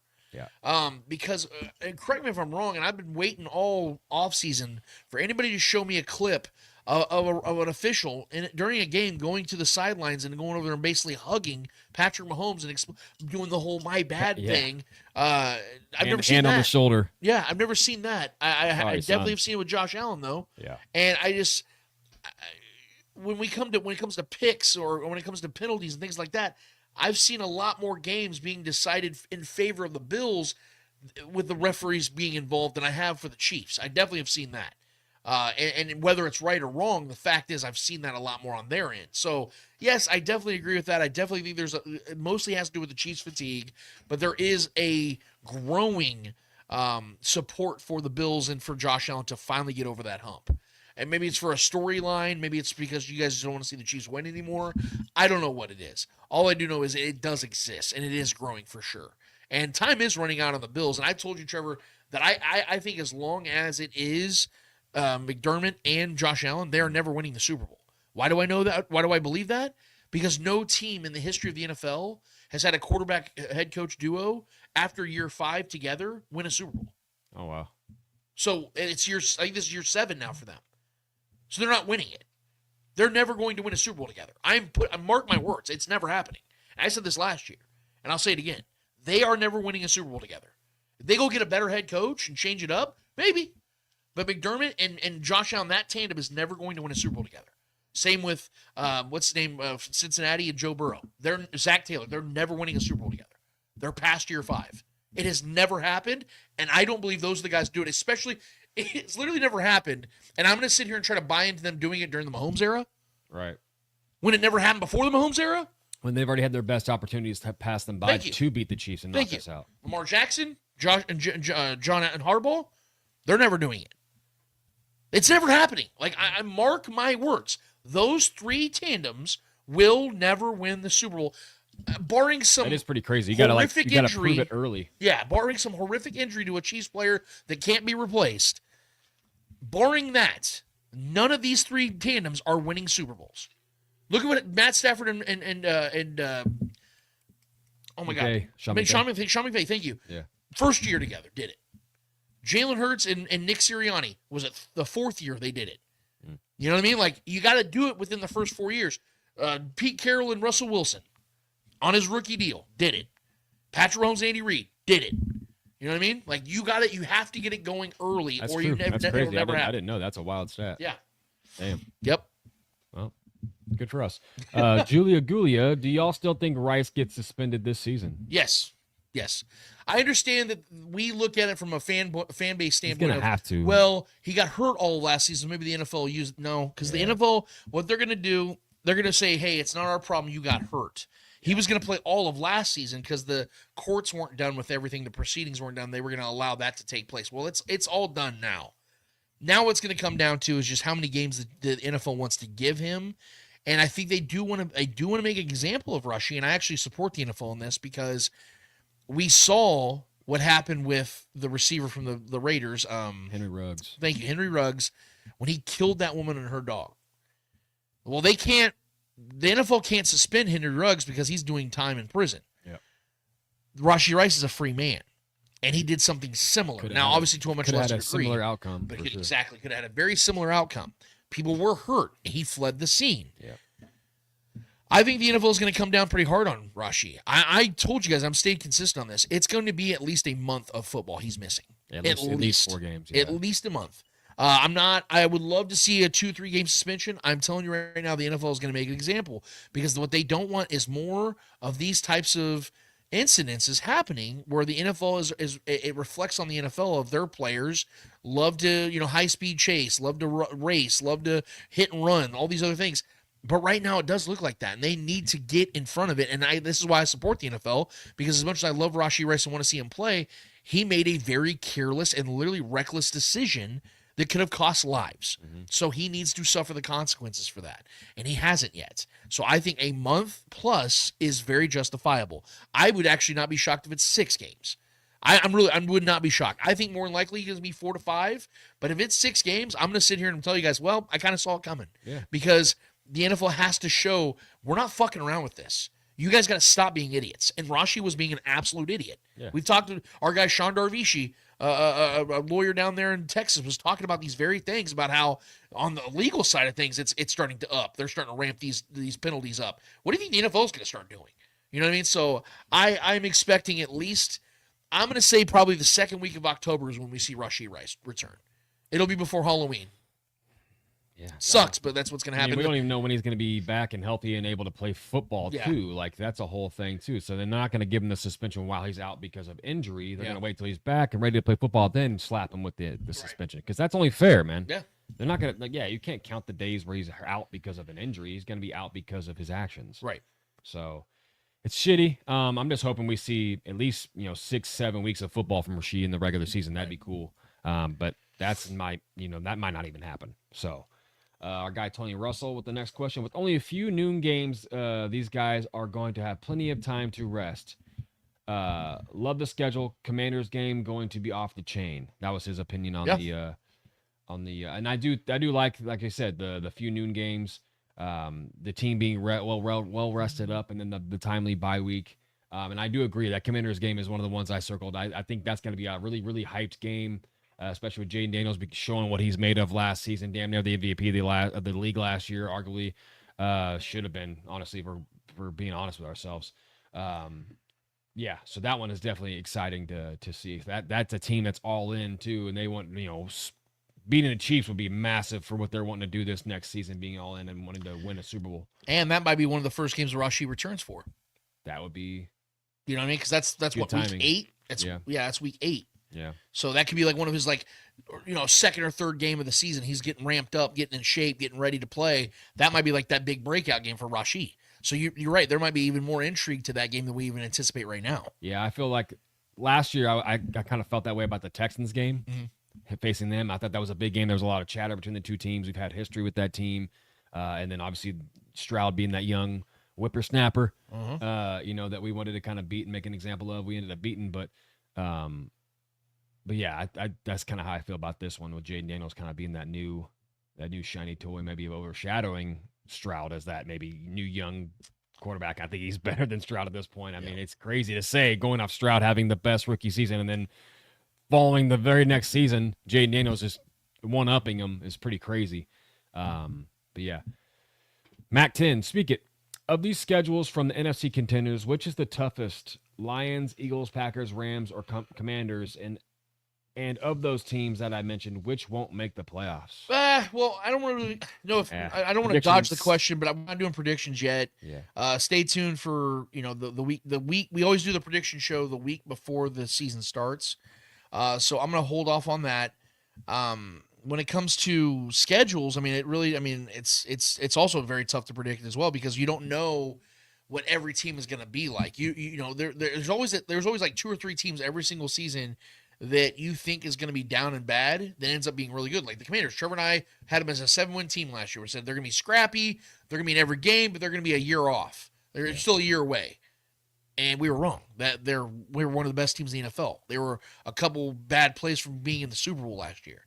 So, I think it's going to be very unpredictable. So I don't want to dodge your question. What I'm going to say is just stay tuned on this one, because we will have all this answered, at least from our perspective and our opinion, in the very near future. I just don't feel comfortable giving you an honest answer yet, because I don't feel like I can be honest with you on any of this at this time, because I don't have my predictions set yet, and I don't have anything with integrity to give you, because I feel like if I say anything right now, I'm just kind of giving you a half-assed response, and I hope you can appreciate that, because I don't want to give you guys anything other than what I 100% believe. So that's where I'll leave it, bud. Very politician of you. Just be real though, man. Like, unlike politicians, I'm actually telling you the truth. So, James C. Kirk, stupid question, but in your opinion, what caused wide receivers like Sky Moore and Kadarius Toney to fail? That is a very stupid question. You're correct now. No, that's a great question to bring up, because I think what it does, it creates the conversation of what makes a player great or not great, or in between. Like, what is it? Because I think there's so many variables. Obviously, where you land is a big part of it. Because we talk about, like, if Patrick Mahomes would have been drafted by, the Lions, or if Tom Brady would have went to a worse team, would he have won 7 Super Bowls? Of course not. So a lot of where you land matters to your development and, having your coaches and things like that. Because if you go to a bad franchise, you're probably not ever going to turn into a great player, or at least as great as you could have been. So situation definitely matters. But I also think there's a lot of personal accountability too. How much you're in the film room, how much you're working on your body. Things like that are also such a pivotal part of what makes a player great, because as we've seen, all the greatest players of all time, why did Tom Brady, how was he able to play at such a high level at 45 years old? Because the man's obsessed with football to the point where he lost his damn family. I'm just saying it. Like, he was willing to give up his marriage to keep playing football. And he was so obsessed with the game, he kept his body in shape, kept his mind in shape, and was still putting up huge numbers at that age. Stayed in love with his first love. Let's be honest. Yeah, LeBron James spends well over $2-3 million a year on his body. That's why at 40 years old, this dude's still one of the 6-7 best players in the league. That has to play into it. And the third part of it is, and this is a huge thing also, some guys just aren't good enough. No matter how much work you put in or how much your situation is great, some guys just aren't great NFL players. That's another thing. Like Sky Moore just didn't transit. I think that's what it is with Sky Moore. I just don't think he transitioned. Kadarius Toney, he's a fucking idiot. That's what he is. He just didn't care. He was super talented, but he didn't give a fuck about the game. He didn't care about getting better. He was always worried about everything else other than the game, and that caught up with him. And I'll add to it too. I think the only reason we have this question, and this question even exists and is in the chat right now from our guy James T. Kirk, is because those guys happen to be on the Chiefs roster. No one's talking about all the other teams that draft all these other wide receivers and guys that just don't make it or don't pan out and they kind of fizzle away. This happens everywhere in every sport on every team. We're only talking about Sky Moore not working out and Kadarius Toney not working out because they played for the Chiefs. Right. And they were a part of teams that were winning consistently and winning championships, but they were doing jack shit with those teams. Right. To your point. Only because we're a great team and we have a great quarterback and coach and great success is we're wondering why these guys haven't really panned out. If this was the freaking Jaguars, no one even knows who Sky Moore is. Yeah, to your point, to what you're saying, that's actually 100% true, because the studies have shown that 1 out of every 4 first-round picks actually have a successful career in the league. What that means is they play more than 3 or 4 years and on an active roster, right? So you're saying the first of the players that are taken in the draft every year, only 20 to 25% of them even have a decent career. And that's the first round picks. So that's what we're trying to say here, is that's going to happen a lot. Those guys are so polarizing here in Kansas City because Sky Moore was expected to be a really good player, and Kadarius Toney was traded to become the guy. We heard he was drafted in the first round. Yeah, we heard Brett Veach talk about him being the guy, wide receiver 1. He had the capabilities. Yes. Just mentally, he's an idiot. A numbskull, man. An idiot. Yeah, it's unfortunate. If Sky Moore had Kadarius's talent, I think Sky Moore would be special in this league because he's got the drive. Yeah. You can tell he cares about football. He wants to be great. Yeah, especially this offseason. I don't think his skills have transitioned. Now, our guys are all chiefed up. Not calling them out at all. They have felt that it was the way the Chiefs have utilized Sky Moore that made him still believe. Yeah, I don't. I've lost all faith in Sky Moore. I think he's an absolute bust. I don't think he's ever going to be good at football in the NFL. That's just my opinion. I'm going to be proven wrong, but I think if it was going to happen, it would already happen. This is year 4 now. I'm not buying it. You see guys like Rashee Rice come into this offense and immediately become something. You saw it. You saw there was something that clicked. It just made sense. Now, this is also the side of it, Trevor, not to go too far into the weeds here, but I also think there's no coincidence that Kadarius Toney and Sky Moore were a little bit on the undersized side of wide receivers, whereas Rashee is a bigger dude. And I've told you about how that is my preference as a receiver. I want to see guys that are 6'1" and above, 200-plus pounds. I think, even though I know Andy Reid likes those speedster smaller. Kadarius is pretty similar in size to Rashee. He's 6 foot. But he's a stocky dude, and he's really good after the catch. He's really good after the catch also, like Rashee is, but he's not as fast. Rashee's more of a physical receiver. He's like a running back with the ball. Exactly. Yeah. Like A.J. Brown, always like a prototype for me. A 6'1", 6'2", 215-pound receiver. Those are like the perfect type of like specimens for me as a receiver. Go after more guys like that. This is why I believed in Kadarius Toney, though, because I felt like he was a prototypical kind of, shape and his skill set. He's very shifty. I loved his skill set. Yeah. Obviously, in college, he could return. He could do all kinds of stuff. Very crafty when he gets the ball in his hands. I thought he was. That's why I was still on this train until it kind of the wheels just absolutely fell off, and I had to just be honest with myself. But I felt like even more so than Sky Moore. Sky Moore just kind of felt like a jag to me, to be honest. I didn't really see too much. I was excited when he first got drafted here. I thought he had a great opportunity because he was a really good a good receiver at beating the cover two, and that's kind of what we needed. And I feel like that's why we drafted him. But he has big hands, good hands. It hasn't translated to the league, man. That happens all the time. And I like I said, I think this is only a story, and we only question obviously because we're here in Kansas City, but we're also a great team, and he's been along just kind of riding the coattails of a great team, and he's still on the roster. It's not like his life's not a success. The dude's got several rings and has been in the NFL for several years at this point. So his life-wise, he's been a success to him for his story. Cool, yeah, it's gonna be great to tell the grandkids about, but he's never gonna be the guy that we thought he would possibly be, and that's unfortunate. But it is what it is, man. This happens on every single team, every single year, every single draft pick. There's always draft picks. Every single draft, there's always these draft picks of guys that don't pan out. We just happen to highlight these ones because they happen to be on our team and we're successful. Yep. So, yeah. Clear the air with E. Speak it. What rookie out of our draft class are you most excited about? I've been on the record. I said it a couple weeks ago, so I know it's been kind of some time. But I'm very big on the Ashton Jalati sign. We were saying his name horribly wrong last time. I apologize for that. Yeah. But Ashton Jalati is the guy that I'm big on because I'm such an advocate for adding speed or adding edge rush.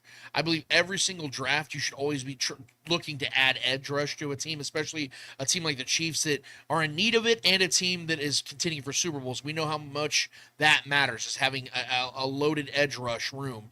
And I think he's going to be a guy that can make potentially immediate impact, even though I know that Karlaftis and guys like Mike Dana are technically ahead of him. I think that, and this is an interesting thought I had recently, I heard somebody else make a mention of it as well, that Jalati could be a guy that actually keeps the Chiefs from paying George Karlaftis. Because of the fact that they play very similar. He's a third-round pick as opposed to Karlaftis being a first-round pick. Yeah. If he ends up making it to where he's like a legitimate edge rusher for this team, and they know they got this big, massive contract, they may have to pay George Karlaftis, and they see that promise in Jalati that he could be an adequate replacement to George Karlaftis. That is steep shoes to fill right now, but it may not be crazy in 6-7 months. Then you're looking at a chance where the Chiefs we'll save money by not paying Karlaftis. We'll get 5-6 years out of him, do a franchise tag or something like that, and then we move off of him and we have Jalati for a couple more years before we'd even have to pay him. So that's something to look out for. But Noel Williams, the cornerback, yeah, that might be the best pick that Brett Veach has made in a while. And I'm saying that with all respect to all the other picks that he's made. Noel Williams might be a legit number one. Everybody was raving. All the talking heads were raving about him especially where we got him, man. Dude, I'm telling you right now, this kid has special written all over him. Yeah. And that's not coming just from me. That's coming from every single person I've asked about this kid. Like, what are your thoughts? And he's like, dude, this kid's special. He's a ball hawk. He's a difference maker. He's a leader. He's got all the physical intangibles, all the things that you want out of a cornerback. He's got it. And the Chiefs got him for cheap. Like, this is a mid-round pick kind of guy. The Chiefs obviously wanted him, though, because they traded up 10 damn spots for him. And it seems like they always trade with the Patriots, too. It's so funny. They always seem to make a trade with the Patriots on draft day. But this is the dude that I think could become the legitimate cornerback one for this team for years to come. At least while the Chiefs have him under a rookie deal. Because, I've very much been on the side of I don't think the Chiefs pay cornerbacks. Until I see them pay Trent McDuffie, I'm going to stand on that. I don't know if they're going to be paying cornerbacks a lot of money on this team as long as Patrick Mahomes is their quarterback. But I think that this dude's going to be a difference maker, and I think he could be a guy that substantially changes the focal point of where this defense is strong at. Because obviously we know this defense is built around Chris Jones. But if this kid becomes what I expect him to become, a more focused and fine-tuned Marcus Peters, that's going to change the trajectory of this defense. Because then you're looking at having an elite secondary. The Chiefs don't have that right now. Mm-hmm. They have an elite player in Trent McDuffie, but if you have multiple dudes that are that dude and Chris Jones in the front, that changes the entire trajectory of this defense.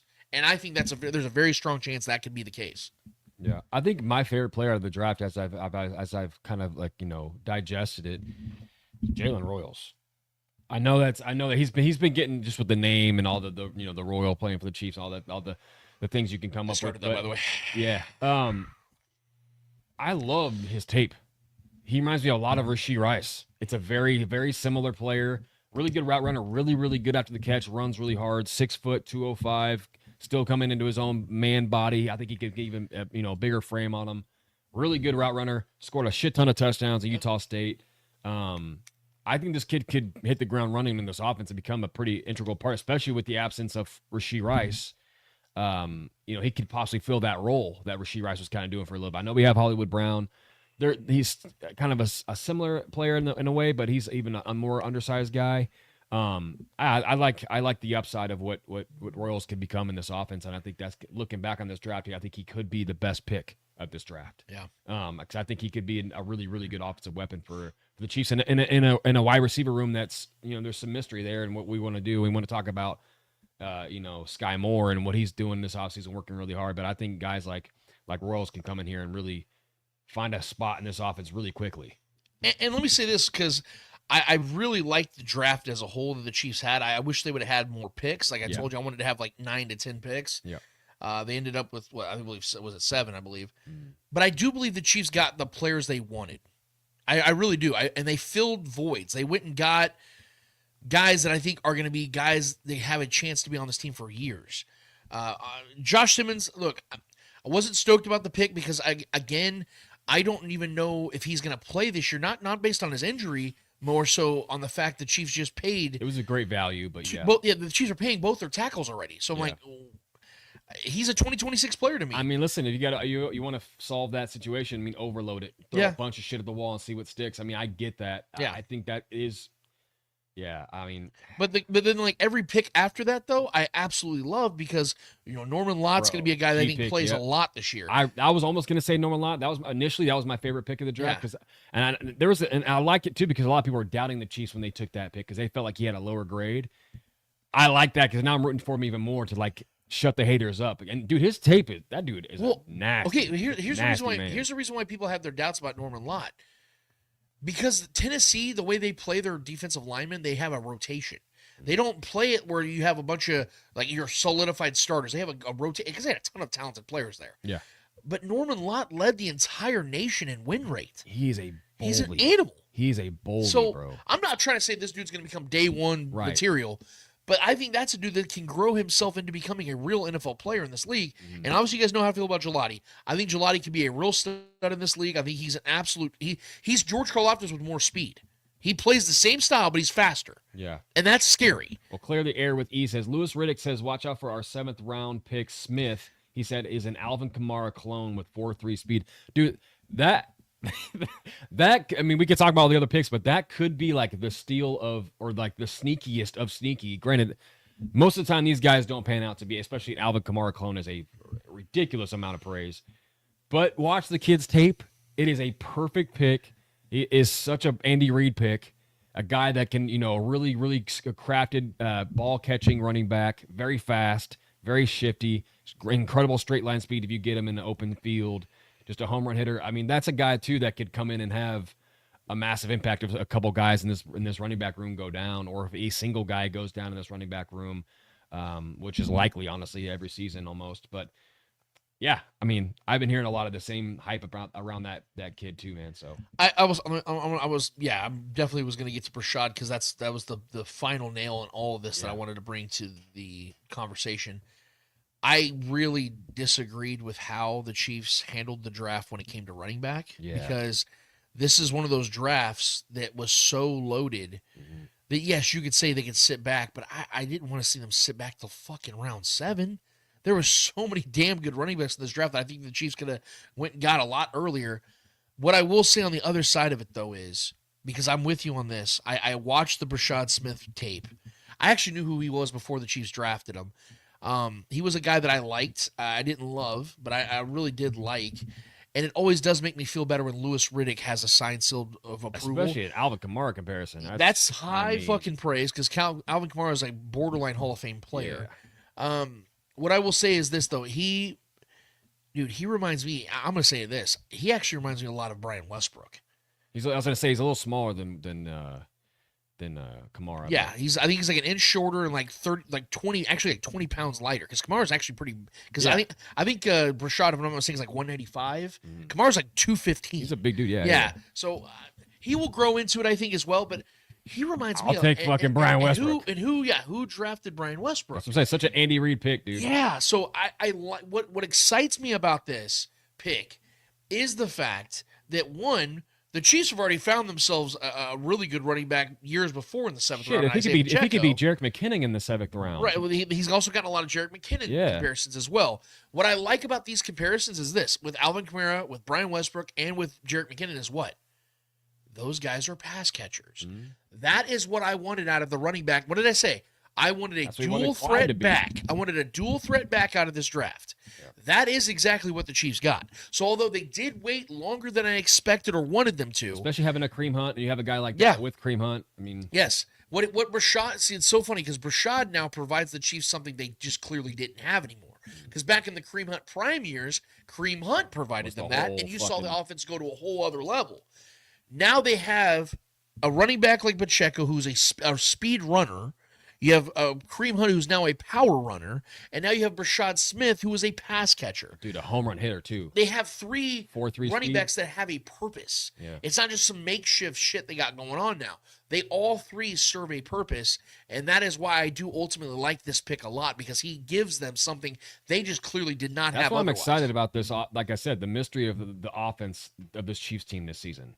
Obviously, with the offensive line figuring that shit out, but like the weapons. Yeah. And Rasheed, opportunities be up for grabs for other guys right now with Rasheed, and other guys. Is Sky Moore going to finally make that? Because everyone's talking about how hard he's working, and who knows? But there's a lot of openings and job openings for some positions right now, and to see guys like Royals and guys like Smith, do they make a bigger splash than we kind of expect? I think that's something that's what I'm really excited to see.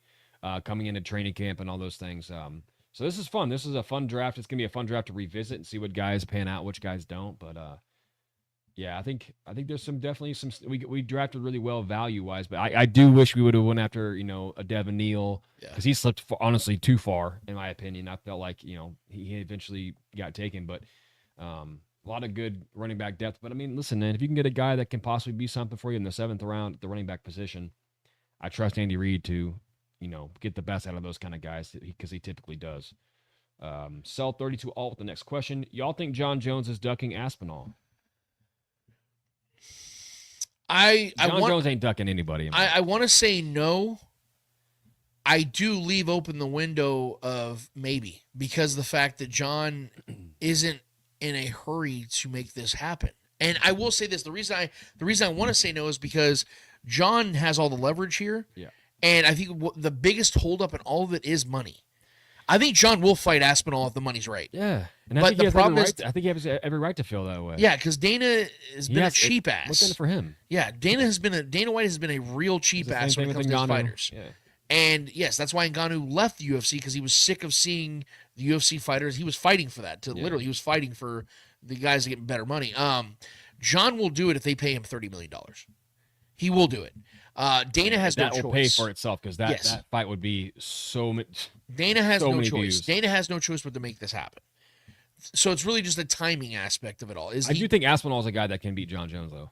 Yeah, I don't think I would. I'm not picking Aspinall. I wouldn't pick him. No, but I do think this fight, especially at the age that John Jones is at, and the peak of what Aspinall is right now.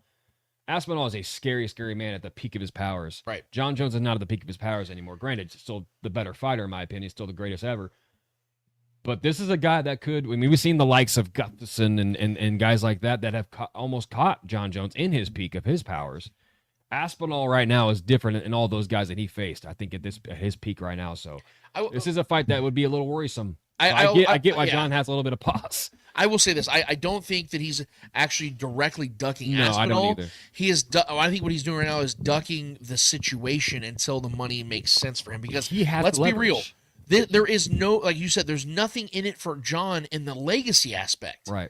He's already proven he can win as a heavyweight. He beat the fuck out of Ciryl Gane. That was embarrassing. So, he has nothing left to prove in his career. He's already the greatest we've ever seen.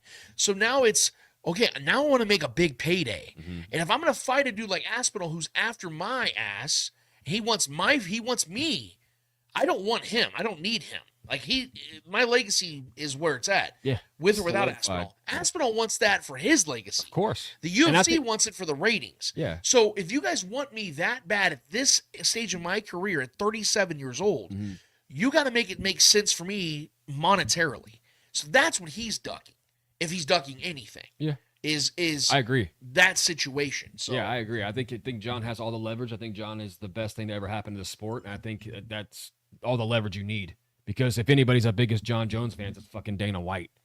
So he knows. Make it happen. He knows Dana. the impact that John Jones has had on the sport and what he's done with the McGregors and with all the the Chuck Liddells and all the guys that used to be big draws for this, the Tito Ortizes, that the guys that built this sport into what it is now.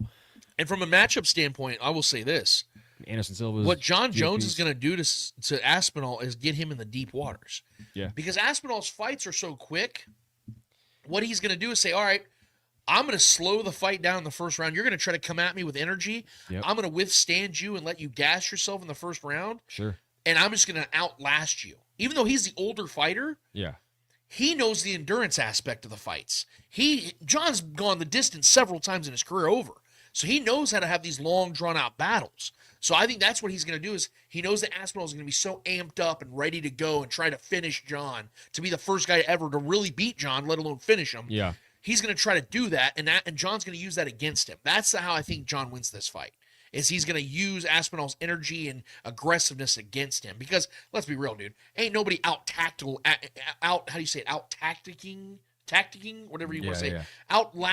outsmarting, let's just do that, outsmarting John Jones. No one's doing that. So if it's gonna go deep, if it's gonna go round 3, 4, 5, John's winning that fight by unanimous decision. Yeah, yeah. And that's no disrespect to Aspinall. The only way Aspinall beats John is if he finishes him, and I don't believe anybody finishes John Jones. I mean, yeah. I mean, that would be an all-time thing if that happened. That'd be for Aspinall. Most shocking thing of all time. Aspinall put himself immediately in the Mount Rushmore contention. Yeah. Immediately. Yeah. If he did that. But yeah, I hope it happens. I do think it happens. I think it's too big of a fight for it not to happen. But yeah, I don't think he's ducking him. Obviously, I think that's extremely disrespectful to assume that the greatest fighter of all time is ducking someone, no matter what age he's at. But I just, like you said, I think the situation needs to be right and it needs to be worth it for him. That's Right. all that matters. And I think they'll make it happen. I think Dana White knows it's a massive draw. Sarah73 on X. So the NFL can suspend Rashee Rice even before the Texas court takes action. Technically, they can. Yes, I think the NFL is trying to do everything they can. They're their own entity. Yeah, I think the NFL's done everything they can in the due process of allowing the courts to be finalized so they can justify a little bit more of where they stand on it. Honestly, they could have done it last year too. Yeah. Which, I mean, they could have definitely done it, but he got hurt. I don't think they were going to do that while he was. Well, yeah, and the reason I know this is because what happened with the whole with the Ray Rice situation. Mhm. They didn't wait for the legalities of that to play out. They instantly suspended him for the rest of the year. They're like, you're done. As soon as the video came out. Now, that doesn't make the NFL look good because once the video was released to the public, then they the acted. NFL had that in their hands for Of course weeks. they did. Yeah. But my point is they didn't wait for the legalities to be done with that. There's been many instances. I think even Willie Gates, if I'm not mistaken, Willie Gates' situation. 4 games, wasn't it? Yeah, and I don't even think that was legally over yet. And maybe I'm wrong, but I know there's been many instances before where the NFL is not waiting. Yeah. Henry Ruggs, they didn't. I mean, they wouldn't have waited. If let's say it was some full blown out situation, they would have suspended him indefinitely right then and there. So that's how it works, man. Is I think that they're trying to do the best they can to wait and let everything play itself out first. But I think if the NFL has a good understanding of what took place, they're going to act on it. So that's what I'm expecting this year. I think that they've given this plenty of time. They've done it the right way, but they're going to be like, it's time for us to make a decision on this. We need to act judiciously and show the rest of the league we're not fucking around with this shit. You guys got to stop doing this stupid stuff. And that's when I think they're going to make an example of Rashee. And again, as much as it sucks, I agree with it. I think they need to show these young bucks, hey, we're not doing this shit, man. We're not going to let you guys get away with this shit anymore. We're going to give you a little, no. They're not going to do that. They're gonna be like, motherfucker, you're going to miss half the season. Well, yeah, I mean, listen, it's branding. This is a business. They don't want, you are the representatives of this business. And if you're representing them in a way that they don't want, similar to the Ja Morant thing, which is a much more mild situation, but him toting guns and doing like all these gestures, and that's not what they don't want. They don't want that, and this is not what they want their business being represented as. Right. They have every right to come down on you, no matter who you are, what color you are. None of that shit even matters. You're representing the company. You have a job here. Yep. You know what I mean? That's So true. Yeah, absolutely, you got to remind yourselves. I know the NFL is such a conglomerate, bigger than life entity as what it is now, but it's still very much a company. Mm-hmm. So you work here. So yeah. James T. Kirk, final question: biggest dork, Craig Carlton or J Mac? Carlton and him bashing LeBron has to tick y'all off. No, I don't even hear it, to be honest. It's Craig Carton. Craig Carton, yep. To me, it's like 1A, 1B of those two guys because they both are dishonest fools. Neither one. You always look. I don't think enough people give themselves credit to know, to understand discernment. You can pick up on someone's vibes or whether they're full of shit or not really quick without even really noticing it. Like we are intellectual beings, at least most of us are, and you can always tell if you watch any amount of sports content. You can always tell when someone's bullshitting you or not. Disingenuous. And Craig Carton, who is a former felon, has been arrested for sports gambling, and J-Mac, who's just an absolute buffoon, you always know, based upon their come-up, of what they actually are and what they're trying to do. J-Mac got this job with Colin because Colin was in desperate need for a co-star. First of all, he had to escape the Willy Wonka factory to even get the job. So he escaped. He's overcome those odds. But yes, I mean, yeah. That's very good. That's very good. And he had to overcome those odds. And he knows in order for him to be relevant on a show with such a mega star in Colin Cowherd and make his own name, he's got to do what? Piss off the biggest, most polarizing fan base right now in the NFL, which is the Chiefs. Gets the clicks, man. Gets the views. And now he's playing the victim, saying, I know Chiefs fans don't like me. Yeah, I wonder why, jackass. Because you have them constantly losing every fucking game. It's so corny, bro. Yeah. So it's disingenuous, it's dishonest, and Craig Carton, who is best choice Howie Mandel, is just out there trying to find a way to be relevant at all because no one gives a flying fuck about him because they had to bring in Mark Schlereth and Danny Parkins, guys with actual talent, to his show to save the show. They actually had to change the name of the show from the Craig Carton Show to Breakfast Ball because the show sucks that bad. So that, yes, both those guys, it's 1A, 1B. Like, I will give Skip Bayless this. I truly believe Skip Bayless believes the things he says. For sure. He's an idiot, but he actually believes it. For sure.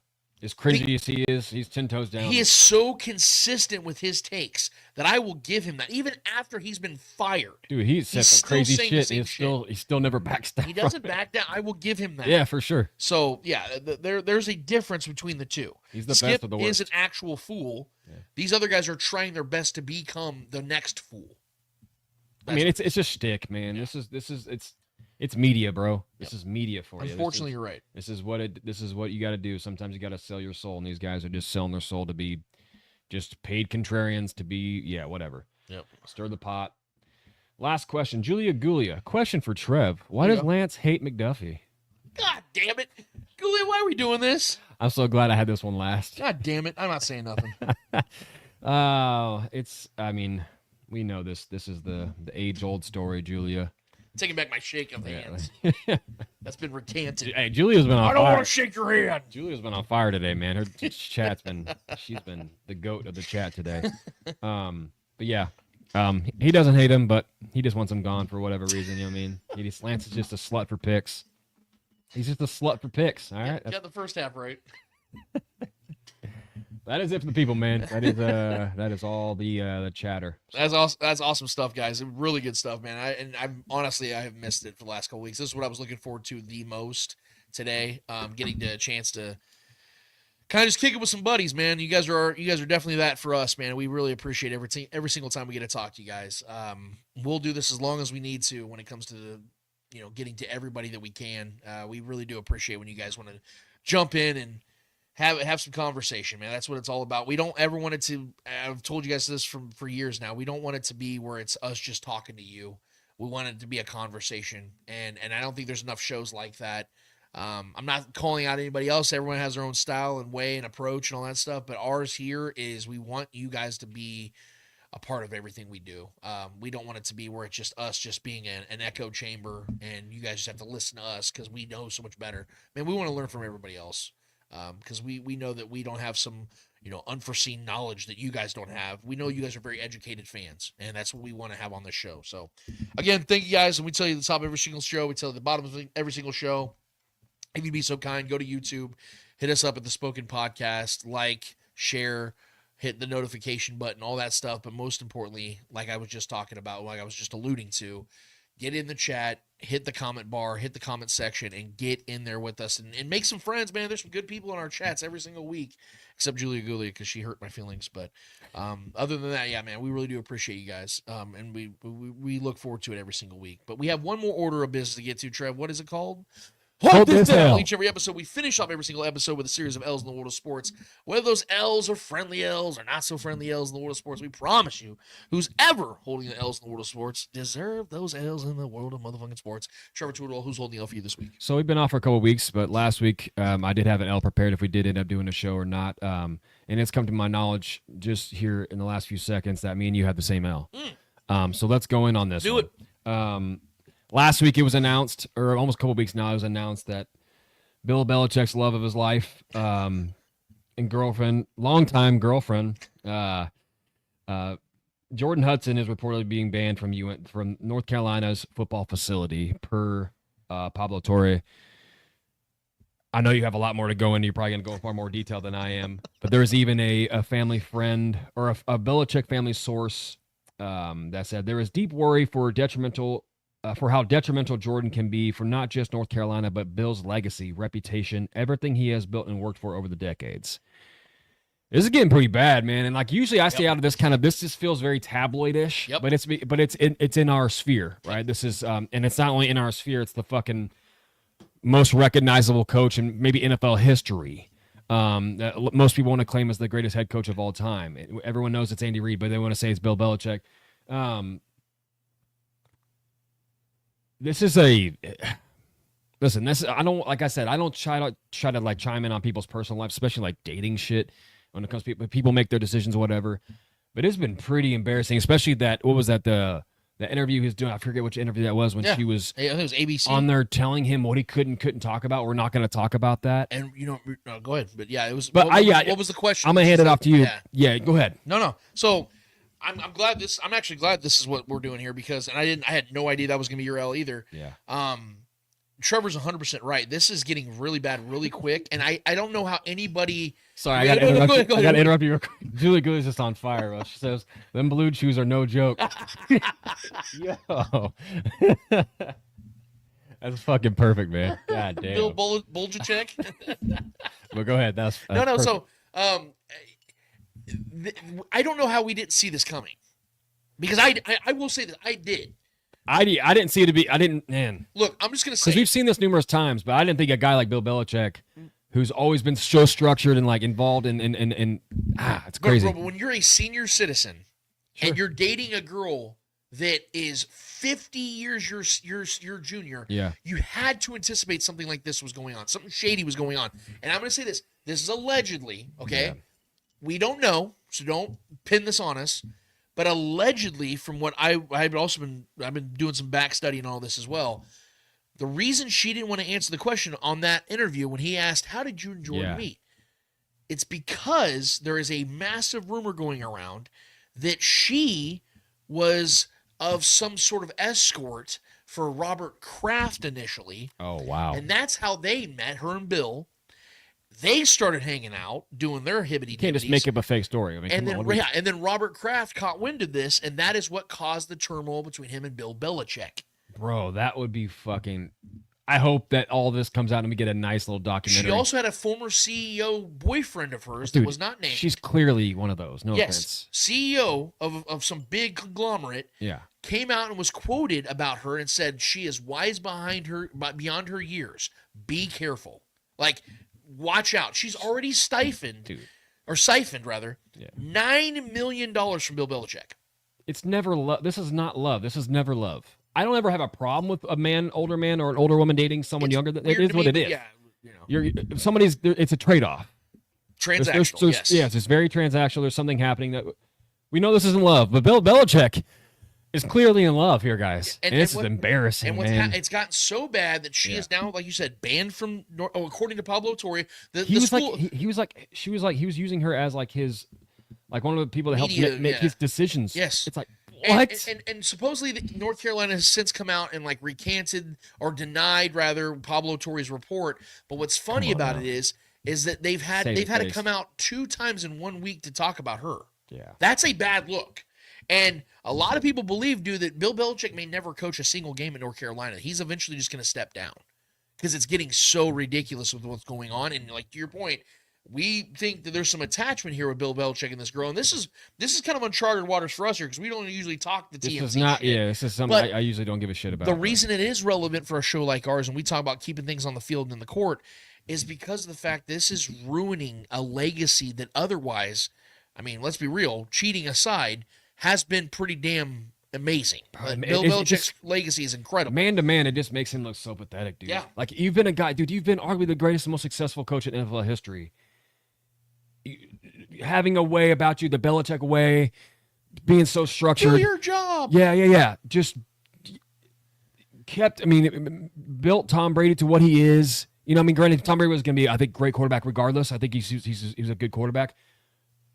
Obviously, but like seeing that like all kind of like unfold and like seeing him just be like it's almost like he's like a simpy old guy that just, man, it's crazy. It's really crazy seeing someone who has built something and been so structured and been so successful just faltering at the beauty of us. It's bad enough. It's wild. It's bad enough. And nice touch, G-Pick, with the 2 capital L's or the capital L's in Belichick and Bill. It's bad enough that he couldn't get a job in the NFL anymore after all the success he had. Yeah. The reality of hitting him, the mortality that's hitting him, and now this happening with this woman who's basically just stringing him along. Who knows what was circulating behind closed doors, and who knew, like, if all these other NFL teams kind of knew what was going on. Because we know that Robert Kraft is a very widely respected man. That's what I'm saying. All his peers. He could have been like telling all these teams like he's fucking up. Well, suppose that did happen. Robert Kraft did tell, the owner of the Falcons, Oh, yeah. Oh, God dang it. I can't believe I'm not. Suave-looking, old Italian-looking dude. Damn it, man. Yeah, I forget his name. Damn. Anyway, I'm so ashamed of myself. I should know his name right now. And anybody in the chat, please help me out. But supposedly there was a conversation between Kraft and him that he told him, don't hire him. Wow. Because the Falcons were the one team interested. And the fact that Bill Belichick did not get a job in the NFL, something had to have been circulating. Yeah. I thought it was just because he was overrated, because I do believe that Belichick is a little overrated. But, yeah, Arthur Blank, thank you. Arthur Blank, James Tinker, thank you. Arthur Blank. Yeah.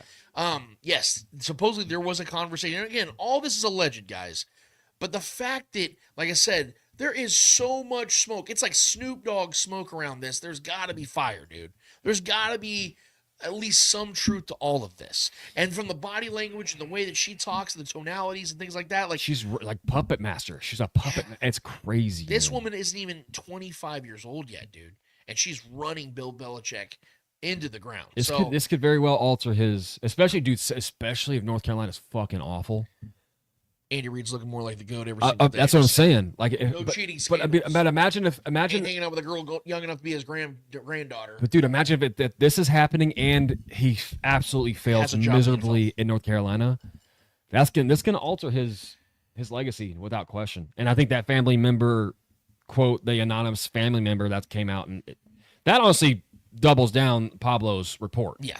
Because North Carolina come out and try to save face, obviously everyone knows what they're trying to do. Anybody who knows Pablo Torre, we know that he's not the type of guy that would come close to ever making up a story. Pablo Torre is one of the most credited dudes in all the sports media. For sure. So, yeah, there's a lot of truth to this. And for that, and because of that, Bill Belichick's old ass is going to have to do Trevor and I a solid and hold this L. Appreciate it, bud.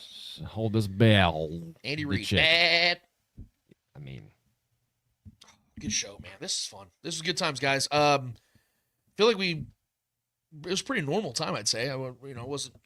almost 2 hours. We're almost 2 hours here. So, Belichick and Jordan, I hope you guys are having a great day. We're having a great day because we got to talk about you guys on our show.